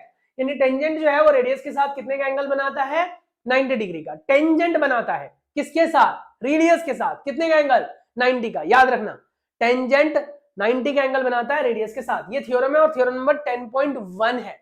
तो ये प्रूव करने के लिए आ जाता है कई बार। Theorem number 10.2, the length of the tangent drawn from external point to the circle are equal. यानी एक सर्कल अगर हम ले ले बेटा और बाहर कहीं पॉइंट है, इससे एक टेंजेंट यहां ड्रॉ की, एक टेंजेंट यहां पर ड्रॉ कर, टेंजेंट मतलब टच करके जाएगा, पॉइंट ऑफ कांटेक्ट है ये। तो अभी हमने पढ़ा रेडियस के साथ कितने का एंगल बनेगा, 90 का बनेगा। ये 90 बना दिया हमने। तो कहता है ये लेंथ जो है वो बराबर होगी। तो इसके लिए बेटा बीच से एक लाइन ड्रॉ कर लेना, इस ट्राइंगल को इसके कॉन्ग्रेंट कर लेना, ये एंगल 90 डिग्री हो गया, ये कॉमन हो गई है ना। उसके बाद आप ये रेडियस ले सकते हैं दोनों में। तो इस तरीके से ट्राइंगल कॉन्ग्रेंट हो गए। ट्राइंगल अगर कॉन्ग्रेंट होंगे तो बाय सीपीसीटी जो चीज हमें प्रूव करनी थी कि ये इसके बराबर है वो भी हो जाएगा। तो इस तरीके से आप जो है ट्राइंगल्स को कॉन्ग्रेंट करके अपना ये थ्योरम प्रूव कर सकते हैं। नेक्स्ट आता है बेटा दो टेंजेंट्स अगर टीपी और टीक्यू है जो कुछ ड्रॉ किया गया है, तो ये एग्जांपल नंबर है बेटा, और ये एग्जांपल बहुत बहुत बहुत इंपॉर्टेंट है, वेरी वेरी वेरी इंपॉर्टेंट। ये मैंने लास्ट प्रीवियस 10 इयर्स में कम से कम 5 से 6 बार देखा हुआ है, और अगर ये 6 टाइम आ चुका है तो ये हो सकता है कि इस बार भी आए, क्योंकि आपने नोटिस किया होगा आपके करिकुलम का बहुत बड़ा हिस्सा जो है वो डिलीट कर दिया गया है, छोटा कर दिया गया है। और जब आपके करिकुलम में पार्ट बहुत छोटे हैं, कंसेप्ट छोटे हैं, तो ऑब्वियस सी बात है इसके चांसेस बढ़ जाते हैं। नाउ एग्जांपल नंबर 2 और 3 बहुत इंपॉर्टेंट है। वैसे तो सारे एग्जांपल्स करने चाहिए हमें हर एक चैप्टर के, लेकिन इसका 2 और 3 कर लेना। इसके बाद क्वाड्रिलेटरल जो सर्कमस्क्राइब करता है किसी सर्कल को, वो ये प्रॉपर्टी फॉलो करता है। तो ये आपके एनसीईआरटी एक्सरसाइज का ही क्वेश्चन है, ये आपको कर लेना है, बहुत इंपॉर्टेंट है। अलग से क्वेश्चन मेंशन करके दिया है मैंने, इसका मतलब इसके पूरे पूरे चांस है। इसी के बेस पर बेटा क्वेश्चन नंबर आई थिंक 11 भी है, 11 या 10 चेक कर लेना, वो सेम इसी के ऊपर बेस्ड है, जिसमें रोम्बस प्रूव करने की बात कही गई है। तो वो क्वेश्चन भी इंपॉर्टेंट है। तो ये करने के बाद उसका आगे का प्रोसेस स्टार्ट होता है। तो अगर क्वेश्चन नंबर आपको आई थिंक ये 8 है, तो अगर ये क्वेश्चन नंबर 8 आपका हो जाता है एक्सरसाइज 10.2 से, तो क्वेश्चन नंबर 10 या 11 व्हाटएवर चेक कर लेना एक बार, रोम्बस करके है वो, तो वो भी आप कर पाओगे, क्योंकि वो इसके आगे सॉल्व होकर ही होता है। एक्सरसाइज 10.1 की अगर हम बात करें तो उसमें बेटा आपके पास 1 2 3 ये 3 क्वेश्चंस करने हैं। एक्सरसाइज 10.2 की बात करें तो लगभग सारे ही क्वेश्चंस इंपॉर्टेंट है। ये जो आपके पास क्वेश्चन नंबर 2 3 6 है, ये बहुत इंपॉर्टेंट है। क्वेश्चन नंबर 4 जो है आई थिंक वो परपेंडिकुलर वाला समथिंग क्वेश्चन है, तो वो आप नहीं पूछा जाता, बल्कि पिछले 10 सालों में मैंने उसको कभी भी नहीं देखा है आते हुए, तो शायद वो इस बार भी ना आए, तो उसे छोड़ दो। बाकी ये क्वेश्चंस आपके पास इंपॉर्टेंट क्वेश्चंस हैं, और ये क्वेश्चंस करने के बाद डैम श्योर आपके अच्छे नंबर आएंगे, डैम श्योर आपके अच्छे नंबर आएंगे। अगर आप चाहते हो कि आपके नंबर अच्छे आए बेटा, तो आपको कुछ नहीं करना है, ये सारे क्वेश्चंस कर लेने। चैप्टर नंबर 11 की बात कर लें, एरिया रिलेटेड टू सर्कल। इसमें बेटा आपके पास sector, segment, length of arc, है ना, ये सारे क्वेश्चंस पूछे जाते हैं। और ऐसे वर्ड्स आप लोगों ने पहले भी सुने होंगे। यहाँ पर कुछ फॉर्मूले वगैरह, कुछ फिगर वगैरह मेंशन किया है मैंने बेटा। यहाँ पर मेनली क्या ध्यान रखना है आपको, फॉर्मूला याद होना चाहिए। फॉर्मूला याद होगा, कॉन्सेप्ट पता होगा, सेक्टर क्या होता है, सेगमेंट क्या होता है, आसानी से निकाल सकते हो। जैसे आप लोगों ने पिज्जा तो खाया ही होगा, पिज्जा खाते बेटा तो आपने नोटिस किया होगा उसमें ऐसे कुछ आपको स्लाइस मिलता है, तो एक जो टुकड़ा यहाँ पर दिख रहा है आपको, ये सेक्टर कहलाता है।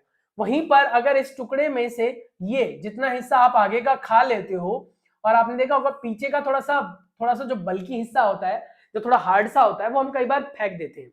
तो ये वाला जो हिस्सा कहलाया, ये जो फेंक रहे हैं बेटा, इसे हम कहते हैं सेगमेंट। क्या कहते हैं, सेगमेंट। सेक्टर ये पूरा था, उस सेक्टर में से हमने सेगमेंट को फेंक दिया। अब सेगमेंट निकालने का तरीका क्या है, सेक्टर में से ट्राइंगल को माइनस कर लो। तो यही सेम चीज है यहां पर मैंने एक्सप्लेन की हुई है। क्वेश्चन नंबर और टाइप्स की बात करें, 4 नंबर का क्वेश्चन बनेगा बस बेटा यहां से, ठीक है, 2 + 2 करके बनेगा। ये 4 नंबर का चैप्टर रहने वाला है, ज्यादा खिचड़ी नहीं पकानी अपने दिमाग में, बहुत बेसिक सी चीजें पूछी जाएंगी आपके पास। स्टैंडर्ड और बेसिक के पेपर में यहां पर डिफरेंस क्रिएट नहीं होगा, यहाँ पर दोनों के लिए पेपर में क्वेश्चन सेम मिलेंगे, क्योंकि ये चैप्टर ही अपने आप में इजी है।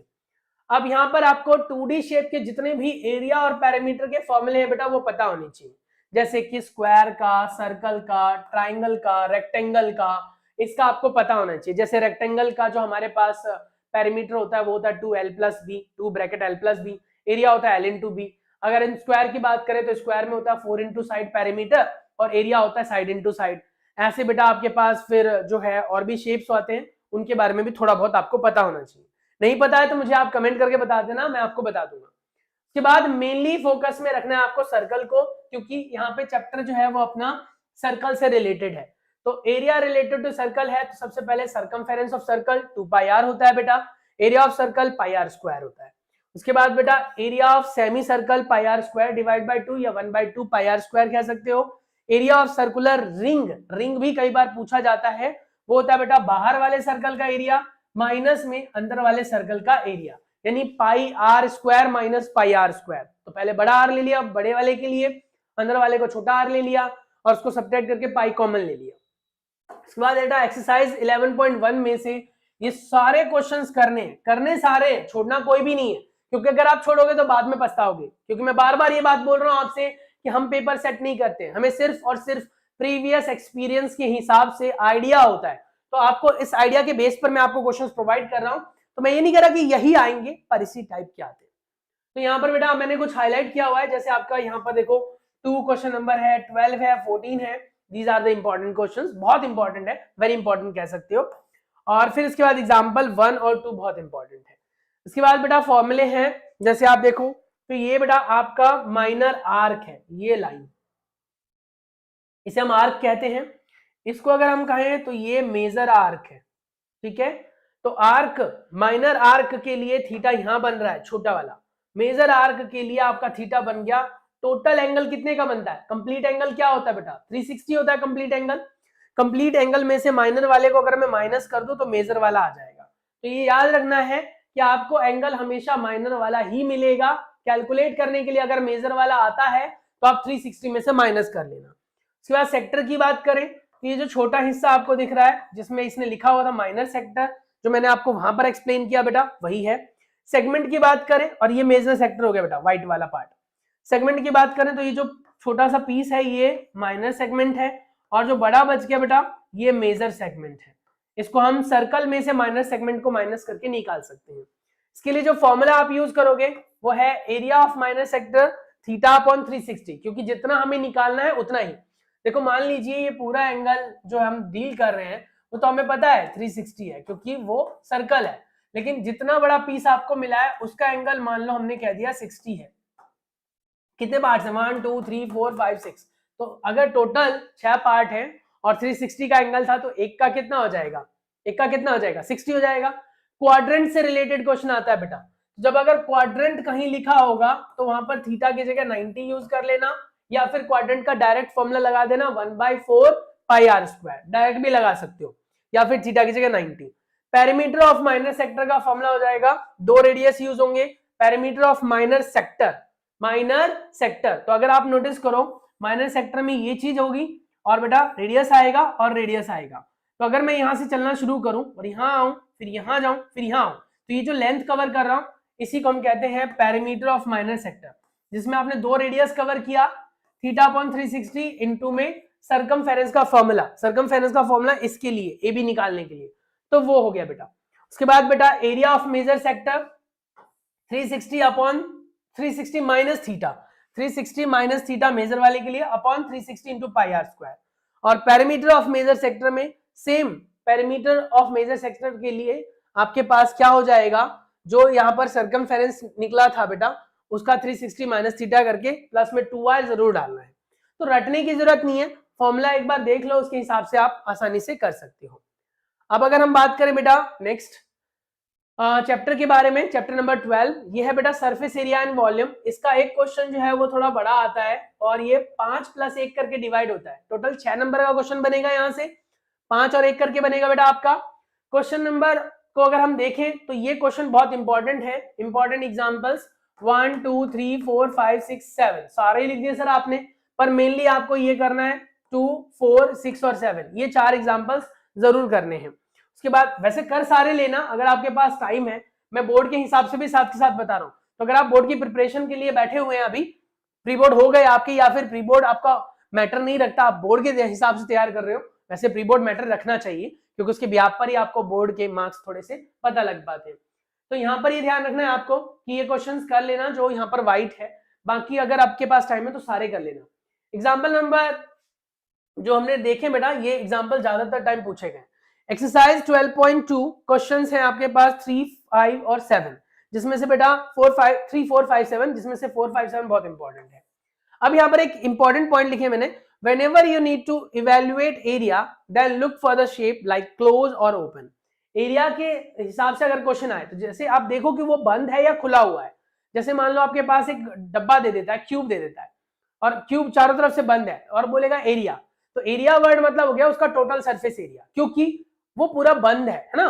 और अगर वो खुला होगा तो उसके हिसाब से आप उसमें से माइनस या प्लस करके निकालोगे। तो ये चीज याद रखनी बेटा, जितने सरफेस को आप टच कर पा रहे हो उसी का एरिया निकलता है, टचेबल पार्ट का। तो ये पॉइंट इसलिए बहुत इंपॉर्टेंट है।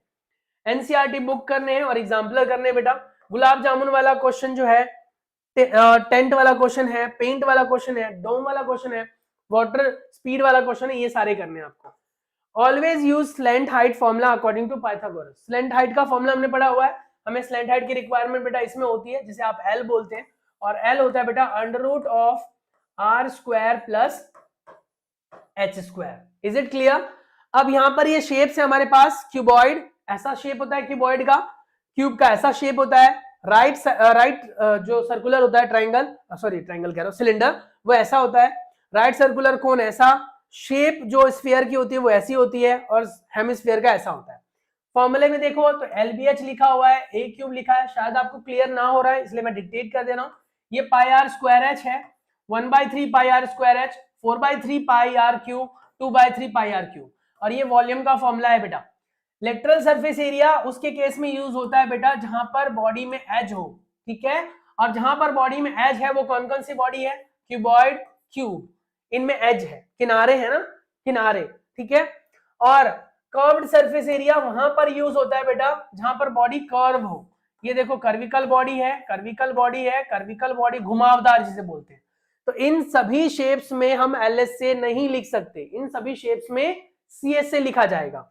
इन दोनों शेप के अंदर बेटा एलएसए लिखा जाएगा। एलएसए और सीएसए सिर्फ और सिर्फ ये हमें बताने में हेल्प करता है कि बॉडी स्फेरिकल सॉरी कर्विकल है या फिर एज वाली है। बॉडी अगर एज वाली है तो उसमें हम यूज करेंगे बेटा एलएसए, और बॉडी अगर कर्विकल है बेटा तो हम यूज करेंगे सीएसए। ये सारी चीजें याद रखनी है। उसके बाद बेटा एलएसए या सीएसए जो भी आप लगा रहे हो उसके फॉर्मूले यहां पर मेंशन है, 2LH प्लस 2BH या फिर 2HL प्लस बी, और 4A square 2 pi r h pi r l 4 pi r square 2 pi r square. Total surface area का फॉर्मूला होता है 2LB plus BH plus HL, या फिर 6 साइड स्क्वायर, या फिर 2 pi r r plus h या h plus r, pi r l plus r, 4 pi r square और 3 पाई r square. तो इस हिसाब से ये सारे फॉर्मूले इंपॉर्टेंट है, बहुत जरूरी है। अब हम बात कर लेते हैं बेटा हमारे चैप्टर नंबर 13 की, स्टैटिस्टिक्स की। इसमें बेटा आपके पास 7 नंबर का क्वेश्चन आएगा 5+2 करके, और ये जो क्वेश्चन आने वाला है बेटा 5+2, ये बहुत ही सिंपल सा क्वेश्चन होगा।